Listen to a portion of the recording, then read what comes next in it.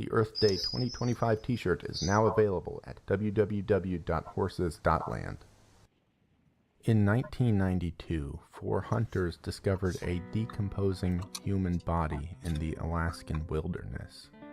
This body was Chris McCandless, a 24-year-old who had abandoned all of his possessions and hiked into the Yukon with little more than a rifle and some books. McCandless was an intelligent, hard-working young man who came from an affluent family and graduated college with high marks. All of the opportunities of the world were surely within reach, and yet his life ended alone, starving to death in the Alaskan countryside. The story of McCandless became an article, a best-selling novel, and eventually a movie. The tale ignited a firestorm of critique, comment, and speculation, much of which still rages on today. Who was Chris McCandless? Why did he march headstrong into the wilderness? What fate came upon him? Thankfully, these answers are relatively easy to find. They have been hidden behind public opinion and a dark family secret, but the truth about Chris is within reach.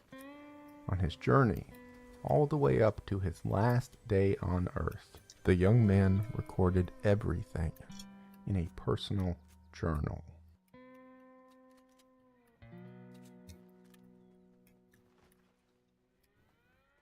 In 1993, author John Krakauer published a short editorial in Outside magazine about Chris McCandless called Death of an Innocent. It received such widespread attention and acclaim that Krakauer soon expanded it into a book called Into the guys. Thanks for joining. That novel then spawned a movie, some TV documentaries, and another book. This second book was written by Chris's sister and describes the tumultuous home life which propelled Chris to his Alaskan voyage. By pulling from all of these sources, we can earn a holistic, earnest understanding of Chris McCandless. Chris was born into an upper-class family in Inglewood, California, but eventually attended Emory University in Atlanta. Immediately upon graduating, Chris mailed his parents his final grades, which were spectacular. Indeed, he'd always been a brilliant, intelligent, and hard-working student.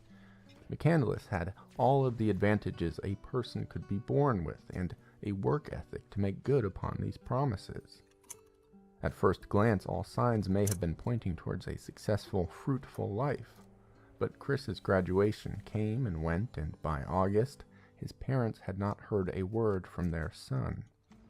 Worried about his safety and whereabouts, the parents traveled to Atlanta.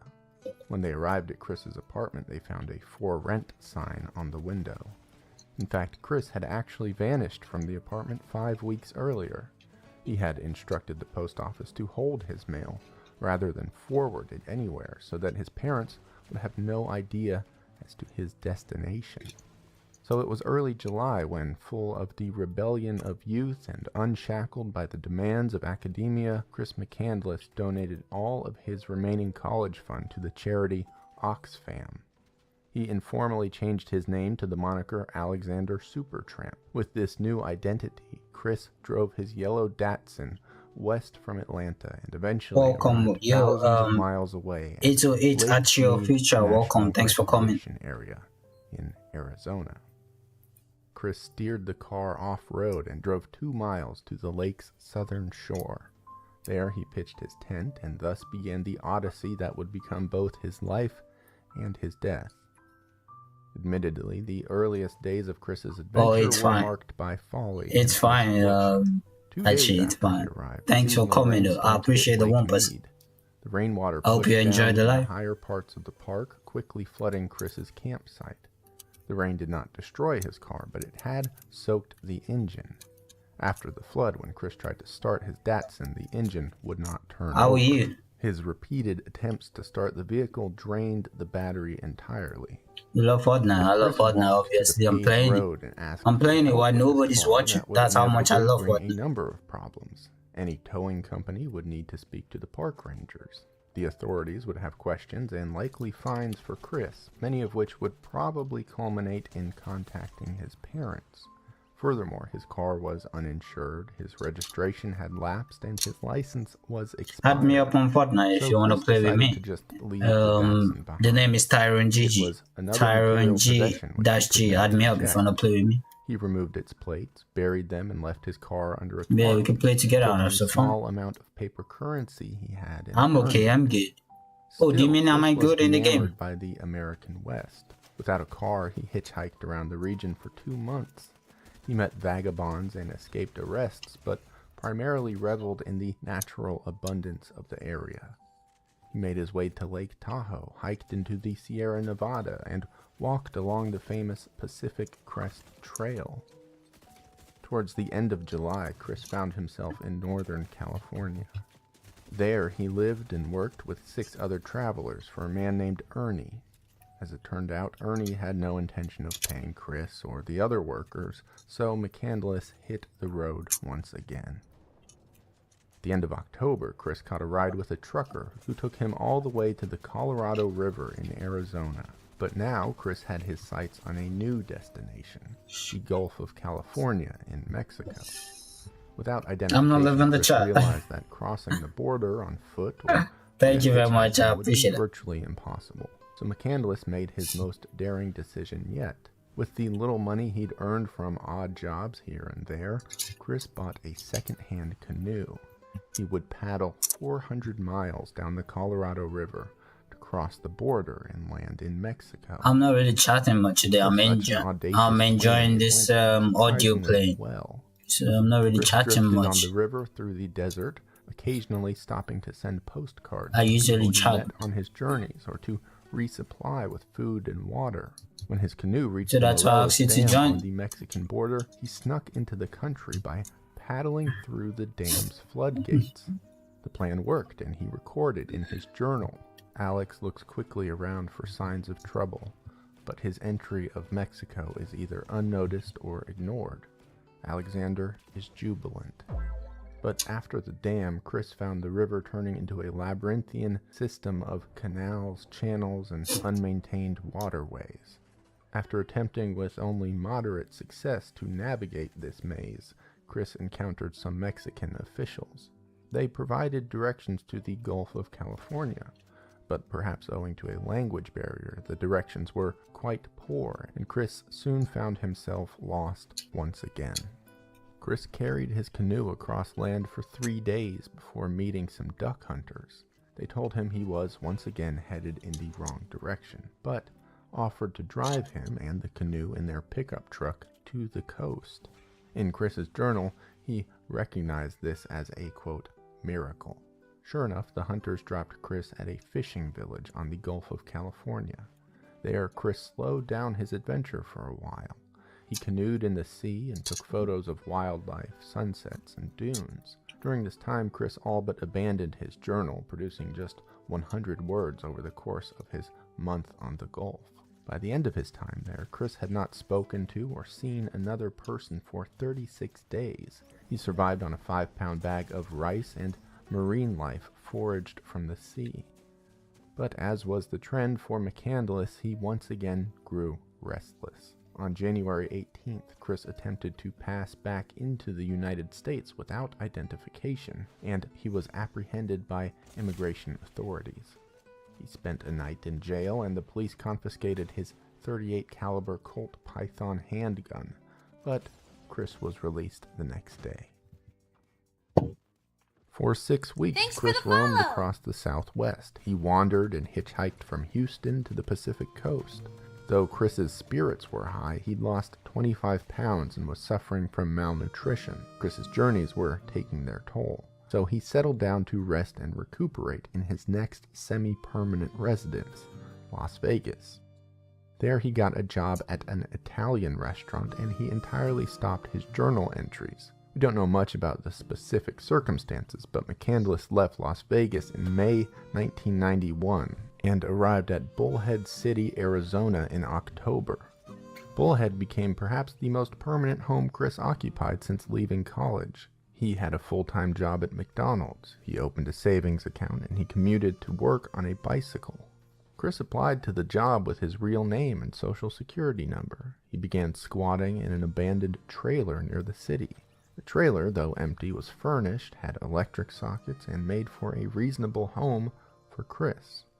In the years that followed his death, his managers and co-workers generally spoke highly of Chris McCandless. They said he was a good worker, dependable, and amicable enough. However, they also noted he had an absent, almost spacey affect about him. After clocking out, Chris didn't spend time with his coworkers. Even during idle workday conversations, he simply waxed on and on about nature and his travels, specifically about his newest plan, a journey to Alaska.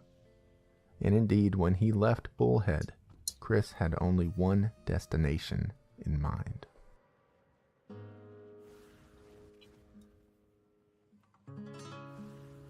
Of course, Chris didn't immediately make it to Alaska. He had very little money, and further, Chris believed that taking a plane up north would be cheating.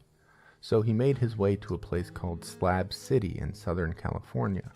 Once a Navy base, but long since abandoned, Slab City was, and still is, a grid of concrete foundations in the middle of the desert.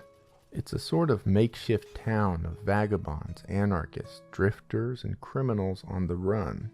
The slabs were also home to regular swap meets, where denizens and people in the surrounding areas set up booths to sell second-hand goods.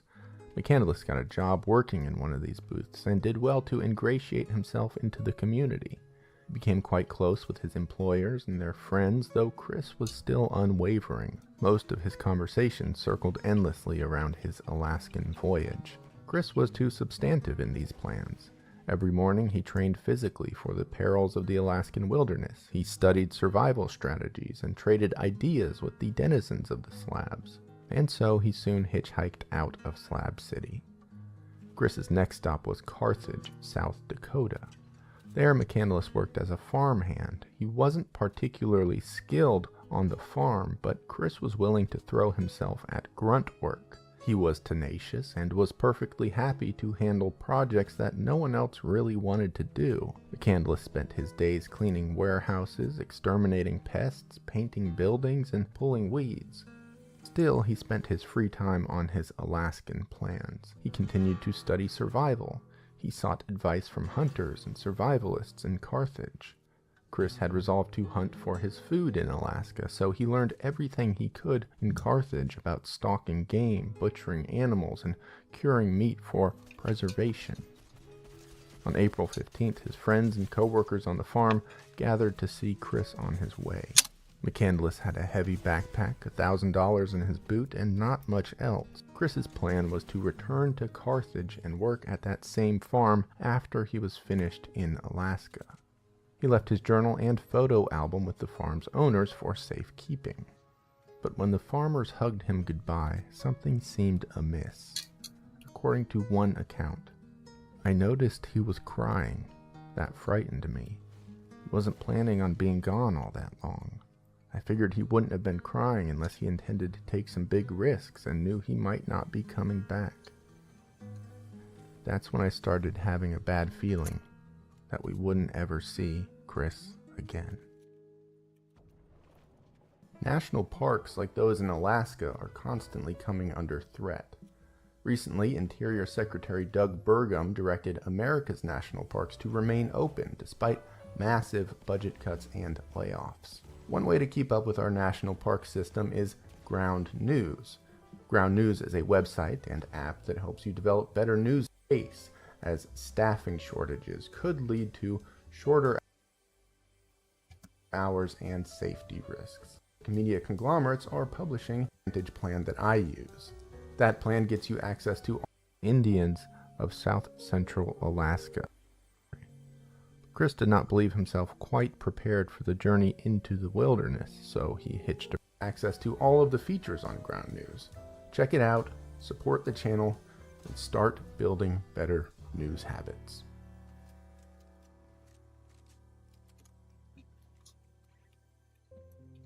Just 3 days after departing South Dakota, Chris landed at Laird River Hot Springs, the border of the Yukon Territory. Chris did not believe himself quite prepared for the journey into the wilderness, so he hitched a ride once again, this time to the city of Fairbanks. In Fairbanks, Chris spent much of his time in the library. Specifically, he read through a book called Tanana Plant Lore, an ethnobotany of the Dena'ina Indians of south-central Alaska. This is an extensive, dense, scholarly piece which catalogs and explains the Yukon's edible plant species. McCandless purchased a used, semi-automatic 22 caliber rifle with a scope which he planned on using to hunt game. Along with the rifle, Chris secured 400 rounds of hollow point ammunition.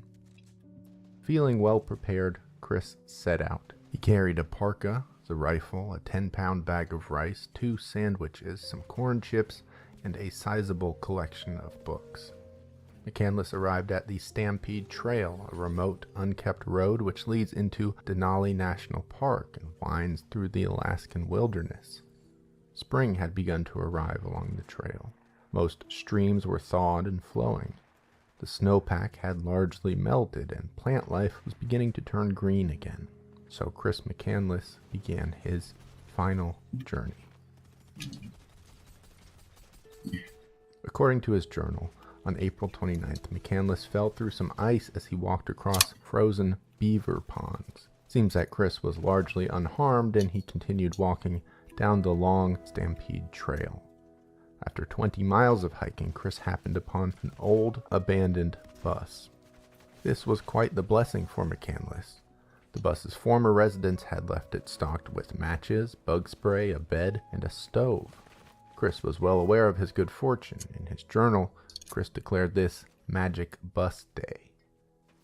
Now, the bus was not his final destination. He planned to simply keep walking west until he hit the Bering Sea. But Chris decided to make use of the bus as a temporary shelter before proceeding onward. That you A can wave die. of snow from the lingering winter came upon the area. According to his journal, Chris was snowed in at the bus and categorized his situation as, quote, disaster. Chris set out to hunt for game, but he was met with repeated misfortune. He failed to shoot a bear. He missed his shot on some ducks. According to his journal, Chris was on his, quote, 4th day of famine when he finally shot and killed a squirrel. But Chris McCandless was smart, capable, and adaptable. The fresh snow continued to melt, and Chris foraged for lingonberries and rose hips. His luck and skill improved with hunting. Over the next 6 weeks, he shot and ate squirrel, grouse, duck, geese, and other small game. That said, stalking for animals and hunting game requires a lot of energy. The snow had thawed, leaving behind a deep, muddy ground which proved physically difficult to walk through. Chris realized that it was unlikely he could eat sufficient nutrients to sustain his body in a 500-mile walk to the Bering Sea. So he changed his plans. After hiking 15 miles from his shelter, he turned around and decided to make the bus his home for the rest of the summer. Perhaps to his chagrin, Chris McCandless wasn't exactly deep in the Yukon. He was 30 miles from a major highway. He was 16 miles from a large tourist attraction in Denali Park and its National Park Service workers. In any case, Alaska is a punishing, unforgiving place. One need not be at the Bering Sea to be in danger, and indeed Chris did not see another human for the rest of his life. So at the end of May, Chris made the bus his home in earnest. There were 4 cabins within a 6-mile range of Chris's location, one of which was well stocked with food and emergency supplies. Chris did not have a map, so he did not know these existed, but even if he did, they would have been of little use. In early April, they had all been vandalized and burgled, leaving the food supplies spoiled. So whether he knew it or not, settling in the bus was a perfectly good decision. Chris wrote a list of short and longer-term chores, including things like making a map, collecting firewood, building a bathtub, and collecting ice for refrigeration. Following this, Chris experienced a string of hunting success. On May 28th, a duck. On June 1st, 5 squirrels. June 3rd, a porcupine, 4 squirrels, and 3 birds. On June 5, he bagged a Canada goose. The pinnacle of his hunting came on June 9th, when he wrote in his journal in all capital letters, "Moose." It was, in fact, a caribou, not a moose. Although overjoyed initially, Chris began to feel a tide of remorse after killing the caribou. It provided hundreds of pounds of meat, but Chris was just one person. McCandless believed it was morally wrong to waste meat that had been killed for food, so he spent days trying to preserve the caribou. He boiled the organs and tried to smoke most of the meat, but his efforts, according to Chris's journal, were unsuccessful. June 14th. Maggots already. Smoking appears ineffective. Don't know. Looks like disaster. I now wish I had never shot the moose. One of the greatest tragedies of my life. Ultimately, most of the meat spoiled, and Chris was forced to leave it in the forest for wolves and scavenging animals. This whole incident inspired a great sadness in Chris, and he lamented and rebuked himself for weeks on end at the animal's death. But in the days that followed, he concluded, quote, "Henceforth will learn to accept my errors, however great they be." Chris continued hunting, foraging, and surviving for another 6 weeks before deciding that his Alaskan odyssey had come to its close. He dubbed it his, quote, "final and greatest adventure." And for reasons I would we may rather never listen to entirely Tyrone know, singing than McCandless this. was ready to go home. As a business, messages and conversations never stop. They're everywhere. I'm sorry, Keeping but up can feel overwhelming. I'm not going to sing. Chris Yes, patched his jeans, What was the story shaved about his Bestie? face, organized his things, and took a commemorative photo of his ostensible final. It's about the life and death of a guy called Have you lost your voice from screaming? a little bit.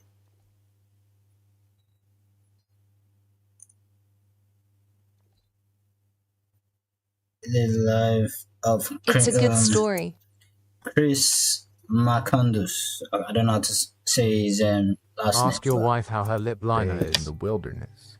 On July 3rd, Chris left his bus, intent on rejoining civilization. After 2 days of walking, Chris arrived again at the same series of beaver ponds. Please. When he'd seen them in April, the ponds were still frozen from the winter season and had been passable on foot. But now, in July, they had thawed. Instead of walkable sheets of ice, the ponds were now a 3-acre lake. This was seemingly no terrible problem. Chris hiked up a nearby Please ask hillside her how around her the lake lip to liner cross a is river doing. on his new route.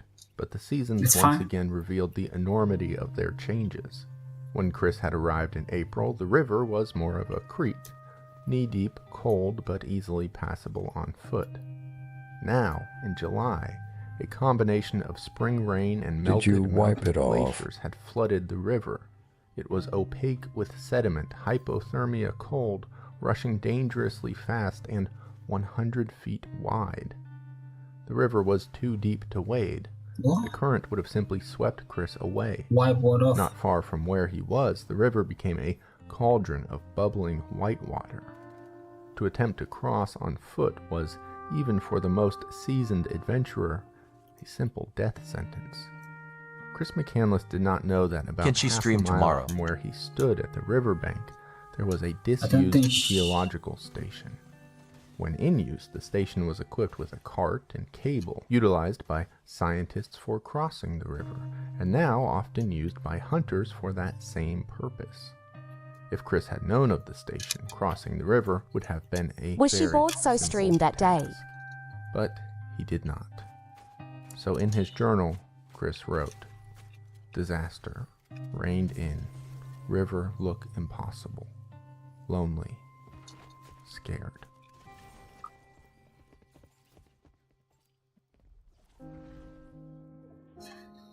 Chris returned to the bus on July 8th.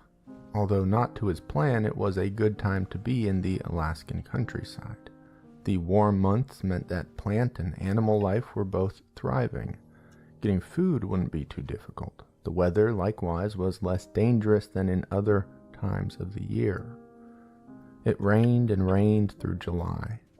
During this time, Chris had tremendous success hunting. He killed 35 squirrels, 9 birds, and 2 frogs. He also foraged well, eating wild potatoes, rhubarb, berries, and mushrooms. While certainly not in peak physical condition, he was sustaining himself. He was rail thin and weak, but far from death. However, that suddenly changed. A look at his journal reveals a series of ominous messages. On July 30th, Chris McCandless wrote in all capital letters, "Extremely weak, fault of pot seed, much trouble just to stand up, starving, great jeopardy." There are no journal entries for July 31st or August 1st. On August 2nd, he wrote of, quote, terrible wind. On August 5th, his 100th day in the Alaskan wild, Chris's journal reads, "In weakest condition of life, death looms as serious threat. Too weak to walk out, have literally become trapped in the wild. No game." On August 12th, Chris desperately went foraging for berries. Before leaving, he tore a page from one of his books and scrawled on it a desperate SOS. "SOS, I need your help. I am injured, near death, and too weak I have to to hike go out of here. bestie to I am bed all by I will alone. This join is no Tiamer joke. if you In the name stream. of God, please remain to save me. Join me I'm out tomorrow, we'll collecting play some berries games. close by and shall return this evening. Thank you." Chris did make it back to the bus, where he wrote his very last journal entry. Beautiful blueberries. At some point during the preceding week, Chris tore a page from the memoir of Louis L'Amour. L'Amour had quoted a poem from Robinson Jeffers called "Wise Men in Their Bad Hours." The Hi. poem read, Hi, how are you? Welcome to Crimson Global Academy.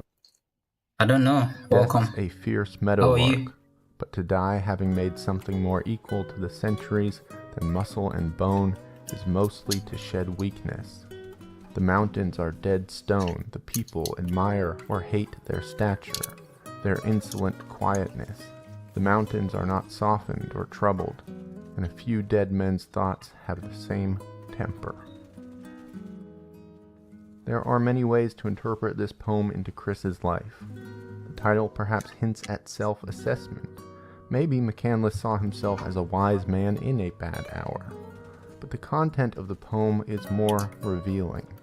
It describes the triumph of having done or created something more significant than the simple errands of human existence. It describes, indeed, an ultimate triumph of the natural world. Chris was dying. He knew it and had remarkably come to peace with that fact.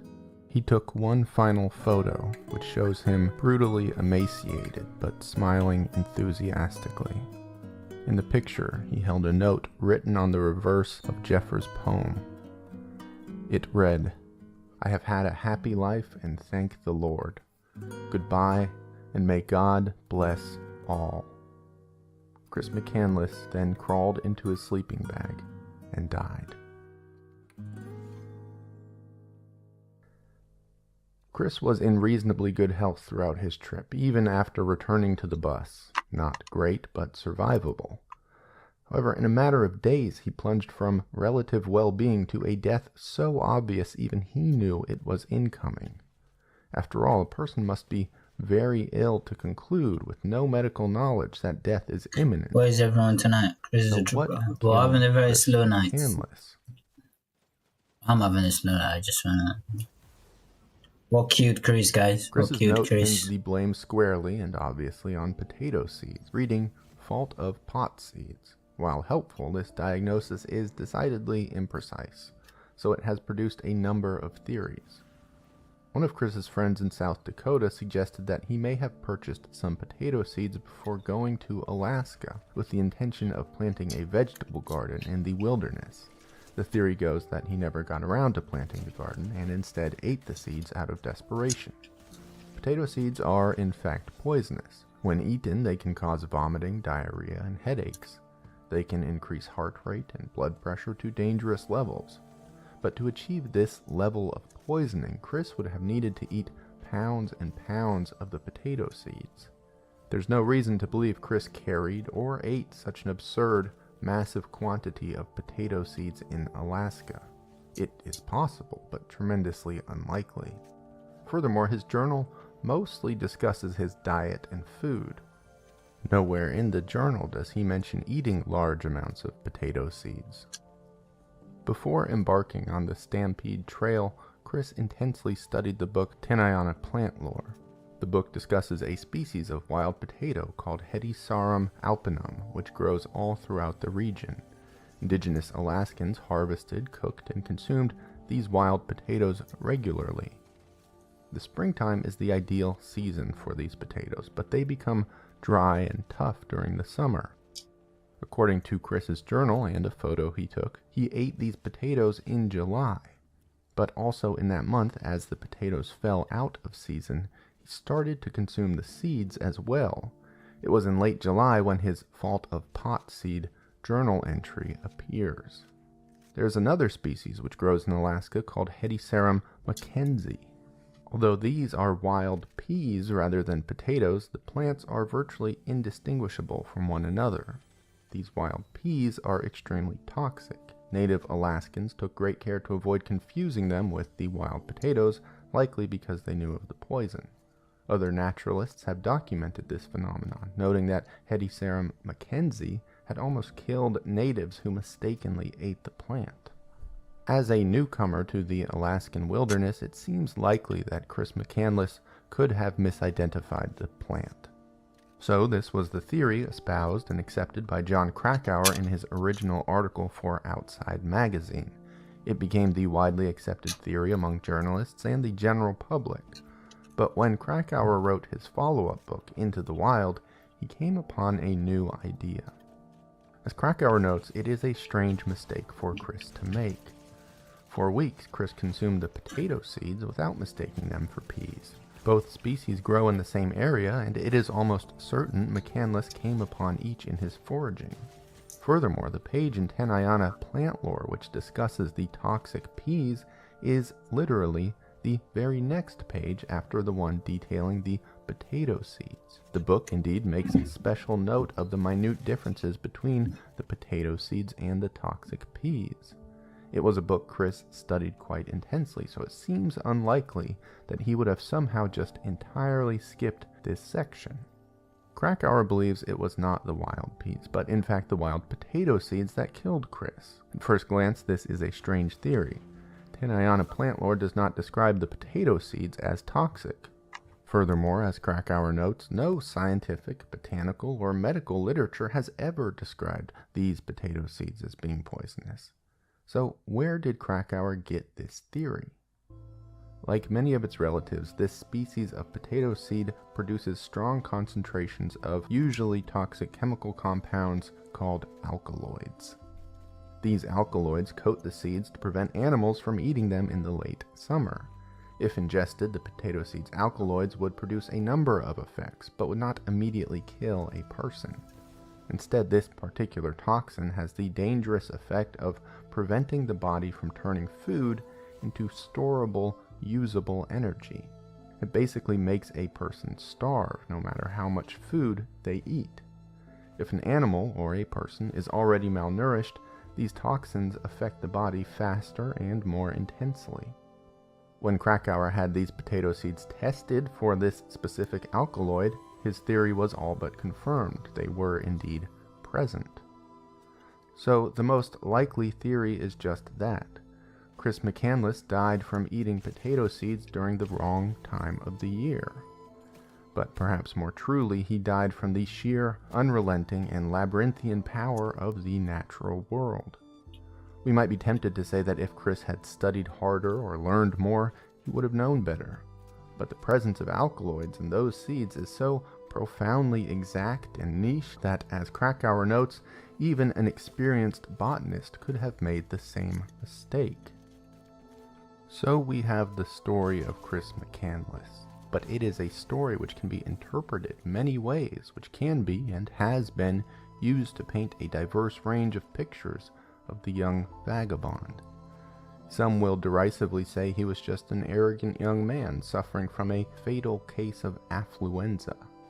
others may be more reductive and call him simply stupid. But if there is one thing we can be certain of people, it is that they are not characters or caricatures. People are products of environments, moved by an infinitely complex hurricane of emotions, thoughts, qualities, and events. Chris McCandless was no exception. What would you say to somebody that hasn't tried therapy before? Just ask yourself if what you're doing in your life right now is working. If you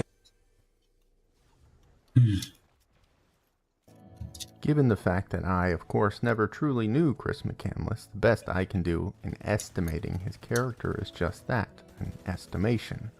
But much of his life is in the public record: journal entries, deeds, relationships, family history. So I think this estimation is a relatively decent one. McCandless was born into a wealthy family. His father, Walt, was a successful aerospace engineer and consultant.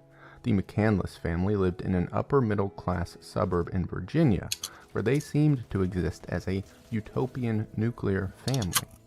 But this was a carefully crafted illusion, and in fact the family was racked by nightmarish turmoil. But that is a topic we will return to shortly. Throughout his schooling days and college career, McCandless was an outstanding student. He was extremely intelligent, as many people who encountered him on his travels would later remark. But still, Chris seemed to resent his privileged upbringing. He lived a rather Spartan life at college. His room was furnished with a mattress on the floor, a few milk crates, and a single table. You see, he had a strong repulsion to material goods and luxuries, despite, or probably because of, his upbringing.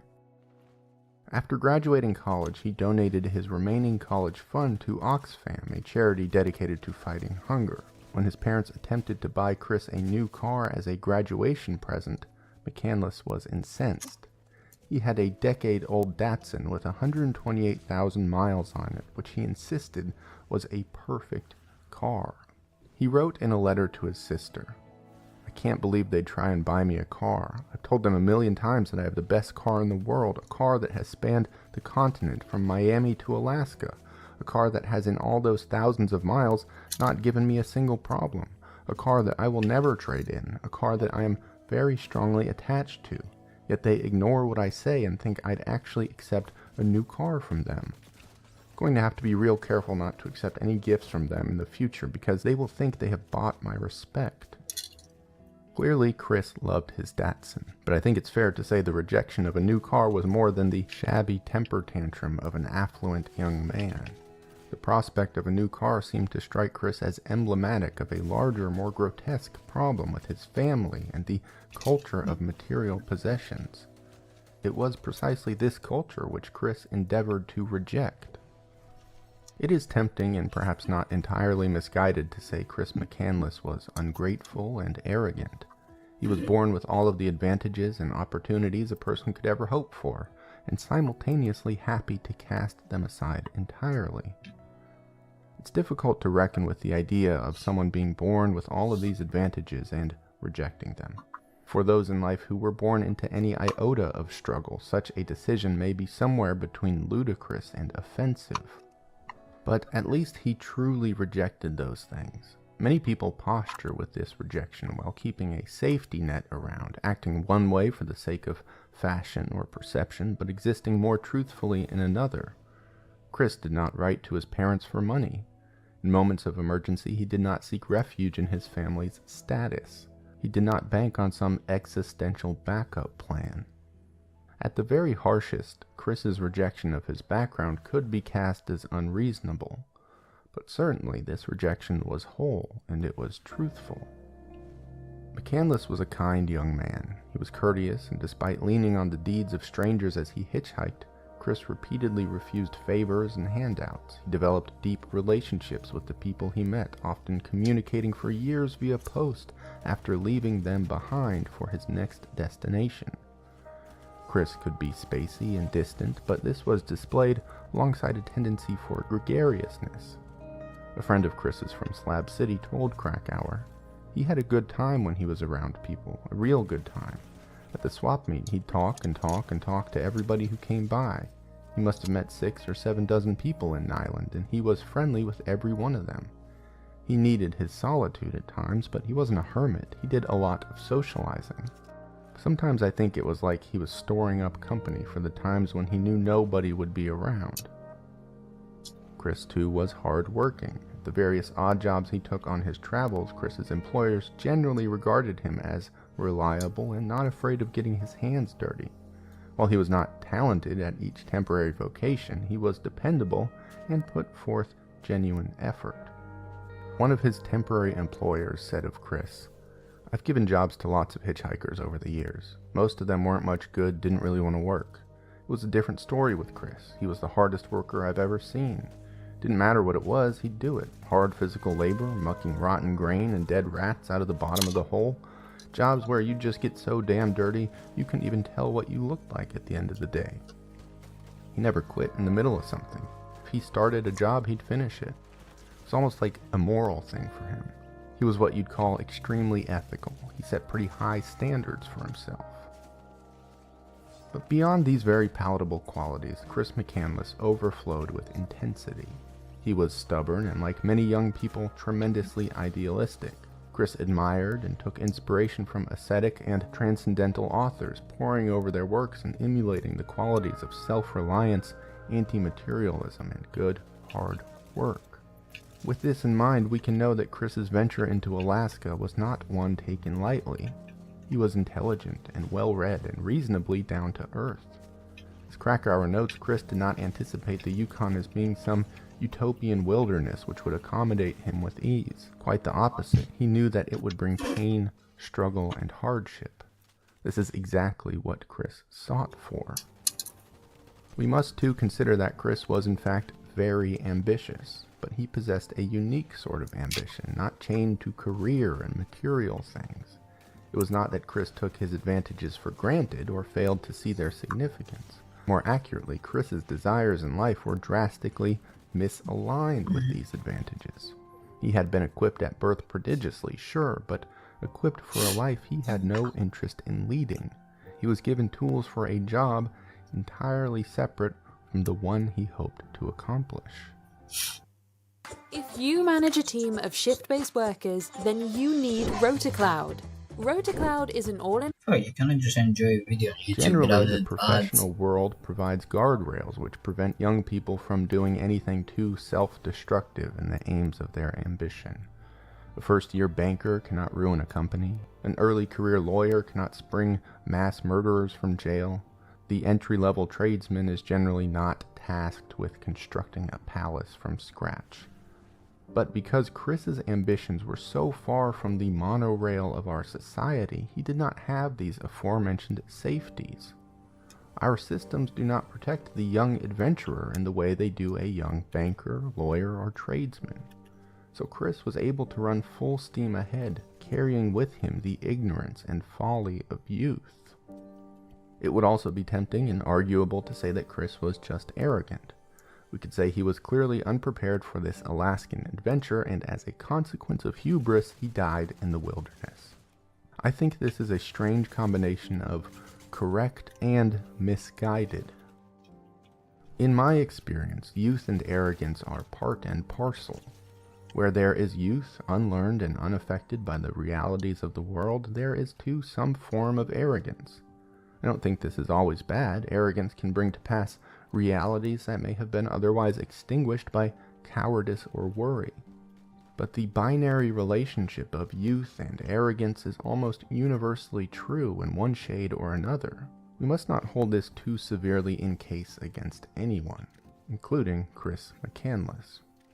Chris was also in many ways very successful in Alaska. He survived for 113 days, equipped with nothing but his own abilities and knowledge. It was likely only owing to an unknown, unpublished factoid that he died. Aside from this one, unfortunately fatal, mistake, Chris did survive in Alaska with relative success. I don't generally like to wade into analysis of contemporary media, but here it does prove a point very well. In the modern television program alone, qualified and often expert survivalists are sent into the wilderness. They are allowed to take with them a number of critical tools for survival, and the longest person to stay is given a massive cash prize.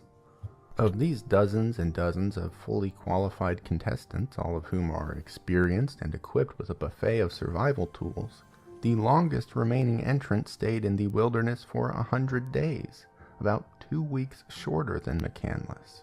Other contestants have won the competition after as little as 40 days. This may not be a perfect comparison, but it does illustrate the point. Chris McCandless was 22 years old. He had no incentive other than his own desires. We could be harsh and say he was ill-equipped, inexperienced, or underprepared, but still, he was more successful than many contemporary experts have been in this sort of endeavor.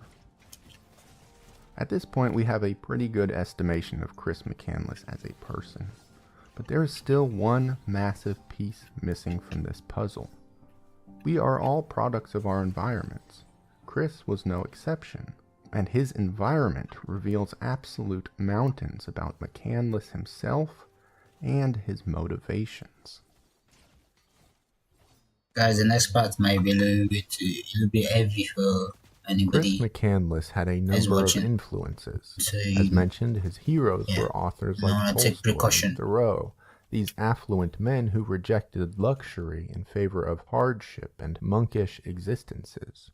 Chris McCandless was indeed born into a sort of luxury, a house of prosperity, but it was exactly this background which propelled him to reject material things, to venture into Alaska. In 2015, Chris's sister, Corinne McCandless, published the book The Wild Truth. In this work, Corinne tells a story which is notably absent from Krakauer's famous book, The Abuse-Laden Childhood of Chris McCandless. Corinne relayed this information to Krakauer when he was researching for Into the Wild, but she did not give her blessing for him to include the material. It was a story she later said that she wanted to tell on her own. I think this is a reasonable desire. Indeed, when Corinne published her book, Krakauer publicly applauded the work. In any case, this material radically and certainly changes the story of Chris McCandless. Chris and Corinne's parents were Billy and Walt McCandless. When Walt met Billy, he was already married to a woman named Marcia. Walt also had a child with Marcia. The married Walt told Billy he would be leaving his wife, but this wasn't true. In reality, Marcia had been trying to leave Walt for some time, but Walt was an alcoholic, abusive husband. The physical abuse was tremendous. At one point, he fractured a vertebrae in Marcia's back, prompting their 13-year-old son to call the police. Billy eventually became pregnant with Chris, but instead of leaving Marcia, Walt entered into a bigamous relationship. For years, he was married to both Billy and Marcia at the same time, before Marcia eventually fled the abusive home. The entirety of this did little to quell Walt's fury. Throughout Chris and Corinne's childhood, Walt beat Billy and their children relentlessly. He was a violent alcoholic who lorded over the family home with an iron fist. The parents got into yelling, violent arguments. Walt hurled insults at Billy, chased her around the home, and threw her into walls. On one occasion, he attempted to choke Billy to death. Billy screamed to the children, begging for help. In response, Walt beckoned the children into the room so they could see, quote, "what your mother is making me do." Each day after arriving home from work, Walt screamed a barrage of orders to the children and admonished Billy if she was not dressed properly. He required she wear a short skirt, high heels, and have her hair and makeup pin precise.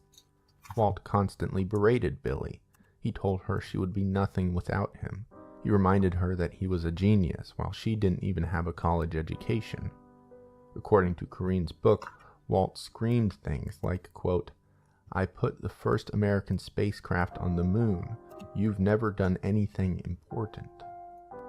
After years of abuse, Chris and Corinne learned to hide at the sight of their father's car arriving home.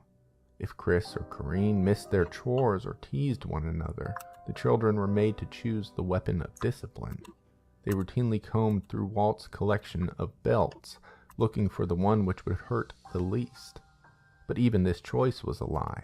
If Chris or Corinne selected the wrong belt, Walt would make them pick another. Once a weapon had been selected, Walt spanked the children with the leather belt in a drunken rage. Corinne described him as having a, quote, terrifying smile like an addict in the climax of a high. After high school graduation, Chris told his father that he wanted to travel through the summer. Chris said he was tired of the structure of life, that he had grown weary of everything being predetermined and set out for him. Chris wanted to get out and enjoy the world for a few weeks. Walt was furious. He insisted that Chris give a moment-by-moment itinerary for his plans. He told Chris that he was irresponsible and stupid, despite the son having been a straight-A student, a star athlete, and having worked 2 jobs all the while. As the shouting match concluded, Chris turned his back to leave. Walt rushed forward and punched Chris right in the center of his spine. As is often the case, this abuse happened behind a carefully constructed facade of perfection. After beating the children, Walt required a family supper where they discussed his work, school, family vacations, or anything else except the violent abuse. Walt was careful to avoid leaving visible marks on his children. He paraded his perfect family around at Sunday church services and community events. If the children ever said anything to him about the abuse, Walt said they were just being dramatic and that they needed to be more grateful for the advantages they had, for the money he brought to the family. Meanwhile, Billy directly blamed Chris for all of this abuse. She regularly reminded Chris that when she got pregnant with him, that alone had doomed her and the family to all of this suffering. This logic is, of course, mortally flawed, but drilled into the head of a youth, it would certainly be taken as fact. The timbre only cooled consistently on one type of occasion: family camping trips. The parents never fought on these trips. The abuse halted. The parents shifted their attention to the activity at hand. They taught their children how to identify trails, how to lace up hiking boots, what kind of clothing to wear, which plants were safe to touch, and how to build a fire. Walt sang songs. He entertained the children with stories about space aliens and taught Chris how to roast marshmallows. In her book, Corinne also discusses how Chris coped with his father's abuse. After being paraded around at church or local events, forced to ignore the sufferings at home, the siblings often walked back to their house. Chris took Corinne on long detours through the woods where he reveled in the natural surroundings. Corinne writes, Chris loved to look at every type of plant, animal, and bug he hadn't seen before on the trail and point out those he did recognize. He enjoyed walking along small streams, listening to the water as it traveled and searching for eddies where we could watch the minnows scurry amongst the rocks. On one Shenandoah trip, while we were resting at a waterfall, eating our chocolate-covered granola bars and watching the water pummel the rocks below, he said, "See, Corinne, that's the purity of nature. It may be harsh in its honesty, but it never lies to you."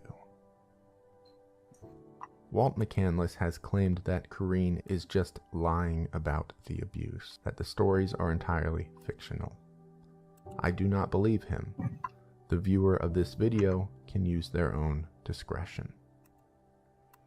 Chris's life of privilege and luxury did not, to him, represent opportunity, but instead pain. It seems as if he reached a breaking point where he no longer found his domestic battle to be worth fighting. Instead, he simply wanted to get away. Most specifically, he yearned for the wilderness, for the only place he was ever truly happy.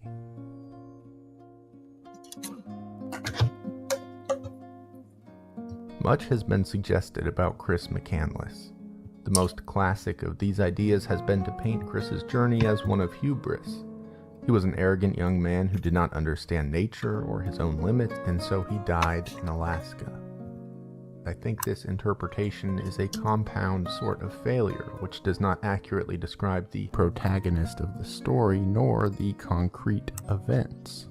Chris did very well in Alaska. He survived for a very long time. As a person, it may be true that he was arrogant, but this was not a defining trait of Chris McCandless. Rather, he had an unfortunate and ultimately fatal combination of qualities. A sense of ambition unguarded by the material world, an arrogance found so commonplace in youth that it is almost unremarkable, and a childhood which poisoned his impression of contemporary society. The story and life of Chris McCandless is rife with contradictions. Chris was running from something, but he was too running towards something. He disdained the people who knew him the best, but collected a veritable family on his travels. He was prepared and skilled in survival, but consciously chose to be unequipped in the most elementary ways. A simple map would have saved his life. Years after Chris's death, his former neighbor at the trailer park described McCandless. He seemed like a kid who was looking for something, just didn't know what it was. I don't think Chris McCandless wanted to die in Alaska, but I do believe he was prepared to die. He shouldered a mortal risk which was no stranger to him. It was a risk he understood quite deeply, and the consequence of his death was one that he accepted and even embraced in his final days. Nature was his closest companion in life, and so when it came to him as death, perhaps McCandless had found what he was searching for. Perhaps he had found peace.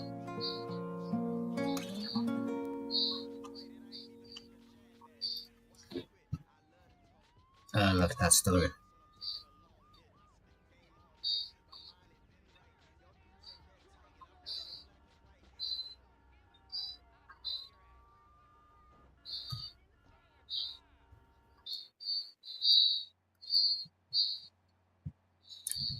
I love that story.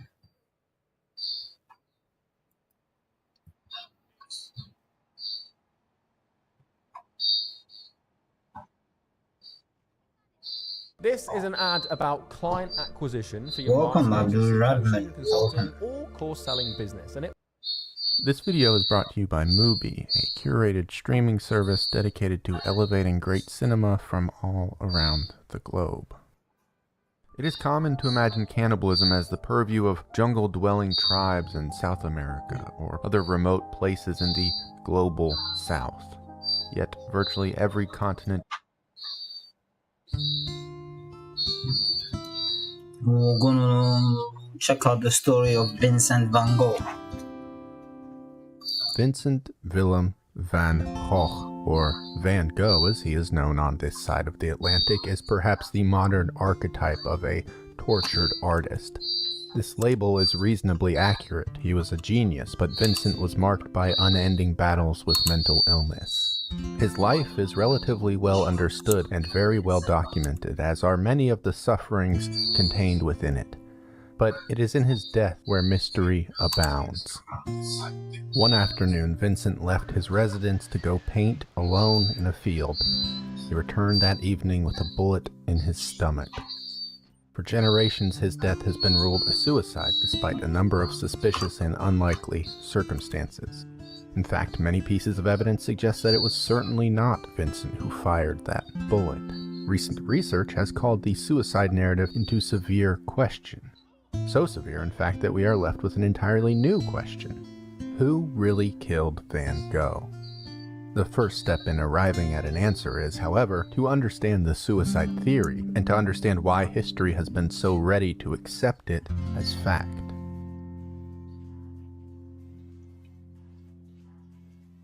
Throughout his life, Vincent van Gogh suffered greatly from a litany of mental conditions. His earliest struggles began at the age of 18 when he was working as an apprentice art dealer. His first relationship, or rather romantic infatuation, concluded in a great disappointment. Vincent took this disappointment quite harshly and quickly fell into a deep depression. Eventually, Van Gogh lost all interest in his job as an art dealer. This was partially motivated by a hatred for its overtly financial frequencies, as well as his own internal and ongoing depression. For several months he remained quite gloomy and isolated before eventually turning his thoughts to religion. Vincent quickly found some amount of guidance or even salvation from his depression within the church. He pursued this hotly, diving passionately into his religious studies. The young man devoted his next 4 years to becoming a preacher, which he saw as his new calling in life. However, Van Gogh ultimately failed to earn a formal theology degree. Instead, he worked for the church as an evangelist in a small, impoverished mining town. There, he donated virtually all of his belongings and earnings.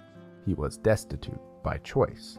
Vincent's superiors saw his extreme charity as disgraceful. His poverty, they claimed, lacked the dignity required for ecclesiastical work.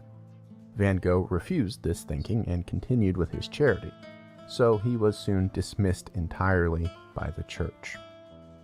Once again, he plunged into a dark depression. By his own admission, Vincent's greatest fear was that he would never find a way to meaningfully contribute to the world. In these years, it seemed like this fear was being very much realized. Vincent abandoned his religious ideals altogether, and at the age of 27 began passionately pursuing a career as an artist. By all accounts, this was a failing enterprise, kept afloat only by the moral and financial support of his brother Theo, who was an art dealer in Paris. During these years, Van Gogh experienced another failed romance. Following this, he lived with a local prostitute and her children for over a year. His family alienated him for this decision, and Vincent's father threatened to put him into an asylum. In response, Vincent returned to live with his parents. In 1885, his father died suddenly, but Van Gogh's dedication to artistic practice only. Yeah, AI chatbots are actually super exciting, but I'm sorry, we'd rather not introduce them. We don't have any strengthened. Vincent was passionate and dedicated.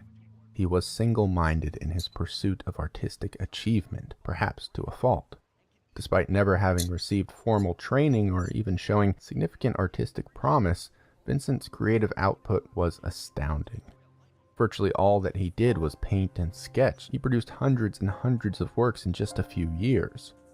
But for all of his tenacity, Vincent had very little to show for himself. So after 6 years of essentially an ever-failing art career, Van Gogh joined his brother Theo in Paris. This was not in the interest of giving up, quite the opposite. Paris seemed like the place to be for an ambitious artist. Yet it was in Paris where Vincent's mental illness manifested with a viciousness he had never experienced.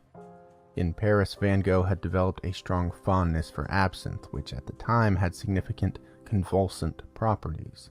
Today, historians think Vincent's alcoholism could have exacerbated some already present mental illnesses. In Paris, Van Gogh suffered from violent episodes of psychological terror, intense physical pains, and regular lapses of consciousness. He was quarrelsome. Vincent kept Theo awake through long nights with endless arguments about basically minutiae. His mental afflictions meant Vincent was also quick to anger, so he was unwelcome in a number of homes and restaurants around the city. Theo felt his brother a burden, but he remained sympathetic. Theo said in a letter about Vincent, "It seems as if he were two persons, one marvelously gifted, tender and refined, the other egotistic and hard-hearted. They present themselves in turns so that one hears him talk first in one way and then in the other, and always with arguments on both sides. It is a pity that he is his own enemy, for he makes life hard not only for others, but also for himself." It is hard to overstate the importance the two brothers placed on one another and on their relationship. It's not always an easy relationship, but Theo supported Van Gogh wholeheartedly in his work and his life. Theo sympathized with Van Gogh's struggles. He recognized that Vincent was beholden to demons no one could truly understand, and at the time that no one really cared much about. In 1888, Theo thought that Paris was getting the better of Vincent, and so he set up a studio in the south of France in a town called Arles for his brother. Theo convinced the artist Gauguin to join Vincent there to live and work, likely thinking his brother could use a stable and positive influence around him. In Arles, Van Gogh produced some of the most intense paintings of his life. It was also there his mental illness reached psychotic dimensions. Vincent abused cognac and absinthe like never before. His mood swung wildly. He oscillated between manic creativity and listless exhaustion, between euphoria and anguish. In his most heightened emotional states on either side of this spectrum, Van Gogh would throw himself completely into his work. Painting was more or less his only treatment. As only the most unfortunate sufferers are, Van Gogh was well aware of his own degrading sanity. He wrote in a letter, "I am unable to describe exactly what is the matter with me. Now and then there are horrible fits of anxiety, apparently without cause, or otherwise a feeling of emptiness and fatigue in the head, and at times I have attacks of melancholy and of atrocious remorse." In Arles, Gauguin was quickly reaching his limits with Vincent. After 2 months of constant arguing with Van Gogh, Gauguin decided to leave. On Christmas Eve of 1888, Vincent threw a glass of absinthe in Gauguin's face. Van Gogh was escorted home and put to bed by a companion. Later in the evening, Gauguin left the house again. Van Gogh followed him and attacked the artist with a razor. Gauguin was able to repel Vincent, and Van Gogh went back to their home. At the house, he cut off a piece of his left earlobe, presented it to his then favorite prostitute. Police were alerted, and they found Van Gogh unconscious at his house. Van Gogh was hospitalized, where he fell into a psychotic state of agitation, hallucination, and delusion. Vincent was put into solitary confinement for 3 days. After these days, he retained no memory of the attack on Gauguin or the self-mutilation. Today, some scholars believe Van Gogh had been experiencing auditory hallucinations which commanded him to attack Gauguin and then cut off his own ear. Van Gogh remained hospitalized for several weeks. During this time, he continued to experience a series of psychotic episodes, delusions, and further hallucinations. In April of 1890, Van Gogh experienced the worst psychotic break of his life. He described horrifying religious hallucinations and had intense, violent impulses. For some time, Vincent simply was not of this world. However, less than a month later, his physician declared him cured and discharged Van Gogh from the hospital. There was, and is, very little evidence to suggest that Vincent was even remotely suitable for release. Van Gogh moved north of Paris to Auvers-sur-Oise, where he would spend the final 10 weeks of his life. In this town, Vincent stayed at the relatively quiet Ravoux Inn. There, things seemed to move in a positive direction. He abstained from drinking and remained free from seizures and psychotic episodes. His art was beginning to gain recognition. Vincent had even sold a painting. Van Gogh worked at an intense pace, producing 100 works in just 70 days. At the inn, Vincent enjoyed time alone in the nearby wheat fields. There he would create some of his most incredible landscape work and seemingly experience something quite close to peace. For the first time, perhaps ever, it seemed Vincent had found respite from his pain. Step into Wix Studio, the platform for agencies and enterprises. Kick off projects. On Sunday, July 27th, Vincent left the inn after lunch to go paint in those same wheat fields. That evening he returned to the Ravoux Inn. The innkeeper, Gustave, saw Van Gogh approach on the dark street. However, he did not carry with him his easel or canvas, nor his paints. Vincent was holding his stomach and limping weakly. Van Gogh passed by Gustave without a word. This was uncharacteristic of the artist. The innkeeper was worried about Vincent's behavior, so Gustave listened from the bottom of the stairs that led to the artist's attic room. After hearing loud, pained moaning, Gustave climbed the stairs and found Vincent curled up weakly on his bed. Gustave asked what was wrong, to which Vincent replied only, "I have wounded myself." For 2 days, Van Gogh received treatment at the inn, but he was slowly and painfully dying. At midnight, on July 29th, Vincent was cradled in his brother's arms. Theo was, and had always been, Vincent's only true friend. He was the one man who had escorted Vincent through his sufferings with kindness and sympathy. As Vincent lied dying in his brother's arms, Theo still did not let go. And so Vincent spoke his final words. "I want to die like this." For 30 minutes, Van Gogh sat with his mouth agape, gasping for air as the wound sucked the final moments of life from his body. He was limp in Theo's arms. Shortly after 1 a.m., with his mouth open and his eyes wide, Van Gogh's heart stopped. The following day, Theo wrote to their mother. Life was such a burden to him. He has found the rest he longed for. These are the events that we know happened. The typical line of thought, of conclusion, and even of Vincent's own words was a self-inflicted gunshot. For ages this was believed to be true, but now it seems significantly less likely. Nobody knows what happened in the field where Van Gogh painted on July 27th. The police briefly investigated but produced no witnesses to Vincent's activities on the day. No one could ever figure out exactly where or when the incident occurred. No one in the small village heard a gunshot that day. Vincent's easel, paints, and canvas were never found. The gun likewise disappeared. When he was found by the innkeeper, Van Gogh demanded medical attention himself. A doctor was summoned, and Vincent gave no explanation for where he had gotten a gun or why he had wanted to kill himself. When the police asked Vincent if he had shot himself, he responded only, "Yes, I believe so." They reminded him that suicide was a crime, and with an unprompted intensity, Vincent declared, "I acted alone. Do not accuse anyone." One of the innkeepers later assembled the following story based on Vincent's words and conversations overheard at his bedside. During the afternoon, in the deep path that lies along the wall of the chateau, Vincent shot himself and fainted. The coolness of the night revived him.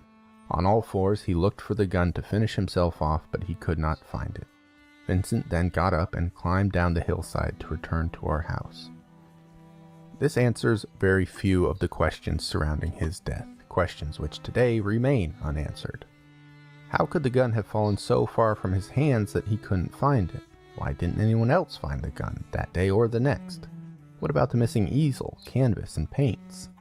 When Vincent arrived at the inn, he was not dripping blood along his path, nor were there signs of blood on his clothes. How could Vincent have laid, allegedly with a gunshot wound, for several hours and produced so little blood? There was a steep wooden slope between the inn and the fields. It would have taken significant physical effort to walk on this slope. If Vincent was wounded and barely conscious, surely he wouldn't have been able to make this journey. Furthermore, where and when did Vincent get a gun? Why did he shoot himself? If Van Gogh had meant to shoot himself in the heart, he had missed wildly. Based on his wound, the barrel of the gun had been held below his heart and pointed downward. A group of researchers actually recreated the gunshot and found a number of problems, but we'll talk about those in great detail later. In fairness, Vincent had thought about suicide before. Indeed, he had threatened it outright many years prior. But his conclusions were always, invariably, against the idea. Time and time again, he categorized suicide as weak and terrible. Vincent believed suicide to be a crime against art itself. This is significant because Vincent had passionately, obsessively dedicated his life to art. In one letter, Vincent described himself as someone who has come too close to suicide to ever really do it. "I am trying to recover," he wrote, "like someone who is meant to commit suicide but then makes for the bank because he finds the water too cold." It's worth noting that every time the idea of suicide came into Vincent's mind, it approached in the same form: drowning. Every time he had thought of the act, he had threatened drowning. This happened time and time again, even once saying the only type of suicide he could understand was drowning. There was a river near the inn. Surely if Vincent had resolved to suicide, he would have drowned himself in that river. There was also a serious lack of preparation for death on the part of Vincent. His final letters to Theo had been boisterous. He had written plans for the future, including a request for more paint. His last paintings were vibrant depictions of country life. Vincent was obsessed his whole life with writing letters. He spent much of his time expressing his every action in writing, but there was no suicide note in his room. Do you want your videos to look like this? Well, in just 14 days, you cannot watch a video on YouTube without ads, man. There also exists a litany of problems with the gun itself. It's said that Vincent shot himself with a revolver. At the time, a revolver was still a novelty in the south of France. It would have been worth a significant amount of money. It was not a gun that someone would simply lend away. Indeed, no one in the town recalled seeing Vincent with a gun, and no stores or individuals admitted to selling or giving him the weapon. In later years, claims arose about Vincent borrowing a gun to, quote, scare away crows, or that he had threatened townspeople with a similar gun, or still that he himself had owned the revolver through his whole life. But these are baseless claims. There's absolutely no evidence that any of these things are true. In the days following the incident, locals inventoried every gun, and one was indeed missing. Years later, its owner would claim that Vincent had stolen the gun, but this was never verified in any meaningful way. It's simply a rumor. Furthermore, when the doctor arrived at the inn, Vincent seemed to have no interest in dying. Rather, he screamed and begged for someone to remove the bullet from his body. He desperately wanted surgery. Van Gogh could have been transported to war-trained surgeons 20 miles away in Paris to get medical attention, surgeons who likely would have saved his life. Instead, Vincent's doctor, a Dr. Gachet, refused to perform surgery. Instead, he let Vincent lie in bed, in agony, dying for 30 hours. Moving Van Gogh would have come with risks, but Vincent was dying. The worst outcome of moving him was the same as the already accepted outcome. Yet, he remained in place. While this hints more towards medical negligence than homicide, it is a detail that further obfuscates Vincent's death. There was a story that persisted around town long after Vincent died. The story claimed 2 young boys had accidentally shot Vincent while playing with a gun. The boys had never come forward because they feared being accused of murder. The conclusion was therefore that Van Gogh had protected them in his final act. This would have expressed a sort of generosity that Vincent had indeed displayed throughout his life. This is, of course, just another rumor and should be taken with a grain of salt, but it would answer more questions than the theory of suicide. Admittedly, though, all of this is just conjecture and circumstantial evidence. Nothing I've said entirely rules out suicide. But that is where we arrive at the topic of modern forensics. In 2020, a group of researchers published a study on the death of Vincent van Gogh. In this study, the researchers examined all surviving evidence, circumstantial and physical. They also recreated the gunshot that killed Van Gogh. Working alongside a medical staff, the researchers came to this conclusion. It is therefore our opinion, based on that limited information, that in all medical probability, the cause of death is not a self-inflicted wound by Vincent van Gogh, and thus in all medical probability, a homicide. By his attending physician, Van Gogh's wound was noted to be pea-sized with a red concentric margin surrounded by a bluish-brown ring. The physician did not describe any black gunpowder burns on the skin or clothing around the wound. When Van Gogh died, guns used black powder ammunition. Fired at close range, these guns left powder burns tattooed onto the flesh. If Vincent had shot himself at point-blank range, a powder burn would have been virtually impossible to avoid. You could argue that the physician just omitted the mention of a powder burn at his own discretion. But the examination of powder burns was an essential technique used by police and doctors of Van Gogh's era. If such a burn had existed on Van Gogh, it would have absolutely been recorded. The lack of a powder burn alone makes it extremely unlikely that Van Gogh could have shot himself. In fact, the policeman who examined Vincent's wound personally concluded that the artist was shot from 1 to 2 feet away. But in response, Van Gogh claimed that he shot himself, and so the record reflected his words. In 1960, a French farmer found an old rusted and bent revolver in a wheat field outside of the town where Vincent had died. It was an era-appropriate weapon found vaguely close to the place Van Gogh died.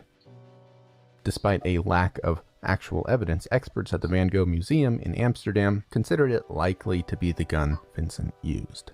So the researchers in the 2020 study procured that same gun to recreate Van Gogh's wound. They fired the gun into FBI-grade ballistics gel from a variety of distances. The gel was also covered in cotton fabric to simulate the clothing Van Gogh would have been wearing. As expected, the point-blank firing produced a significant powder burn. 6, 12, and 18-inch distances produced decreasingly present burns, with the burn disappearing entirely at 12 inches. So based on the absence of the powder burn, Van Gogh must have been shot at a distance of at least 12 inches. A person could hold a gun from that distance and shoot themselves. The researchers thus explored this possibility, but quickly eliminated it. Based on the records of Van Gogh's examining physician, the researchers had a good understanding of the bullet's trajectory as it moved through Vincent's body. To create this trajectory and fire the gun from 12 inches away, Vincent would have had to contort his body in a way that was virtually impossible. Put quite simply, given the gun and a will to suicide, Vincent could not have produced the wound that killed him. Join the action and get a £40 casino bonus when you deposit and play £10. Enjoy top slots.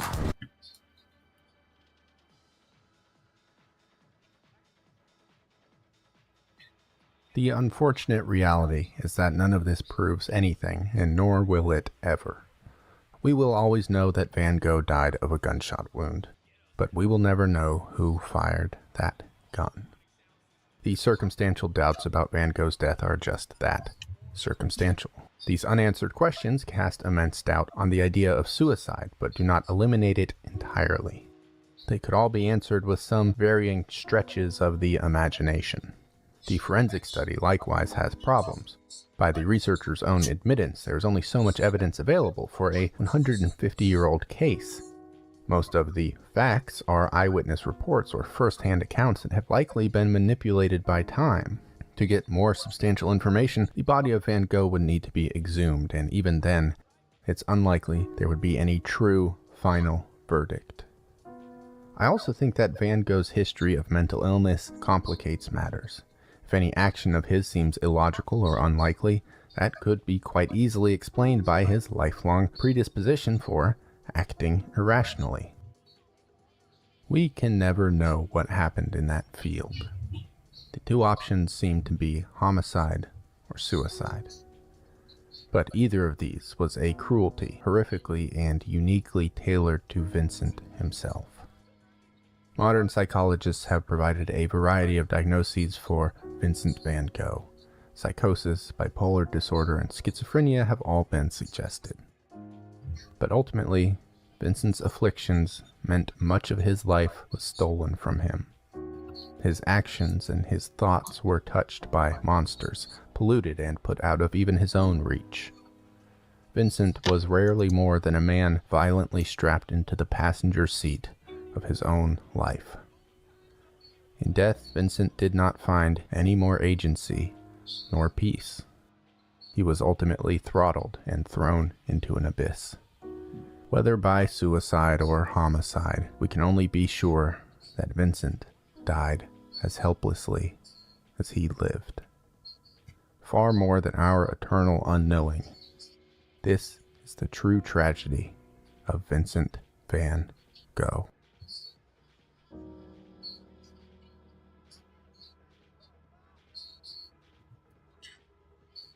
Thank you very much for watching. If you don't know who Vincent van Gogh is, he's I think 17th century artist. He's one of the best artists, painters. If you go online, you'll see a lot of his artwork. People love it. If you go online, you see a lot of his artwork.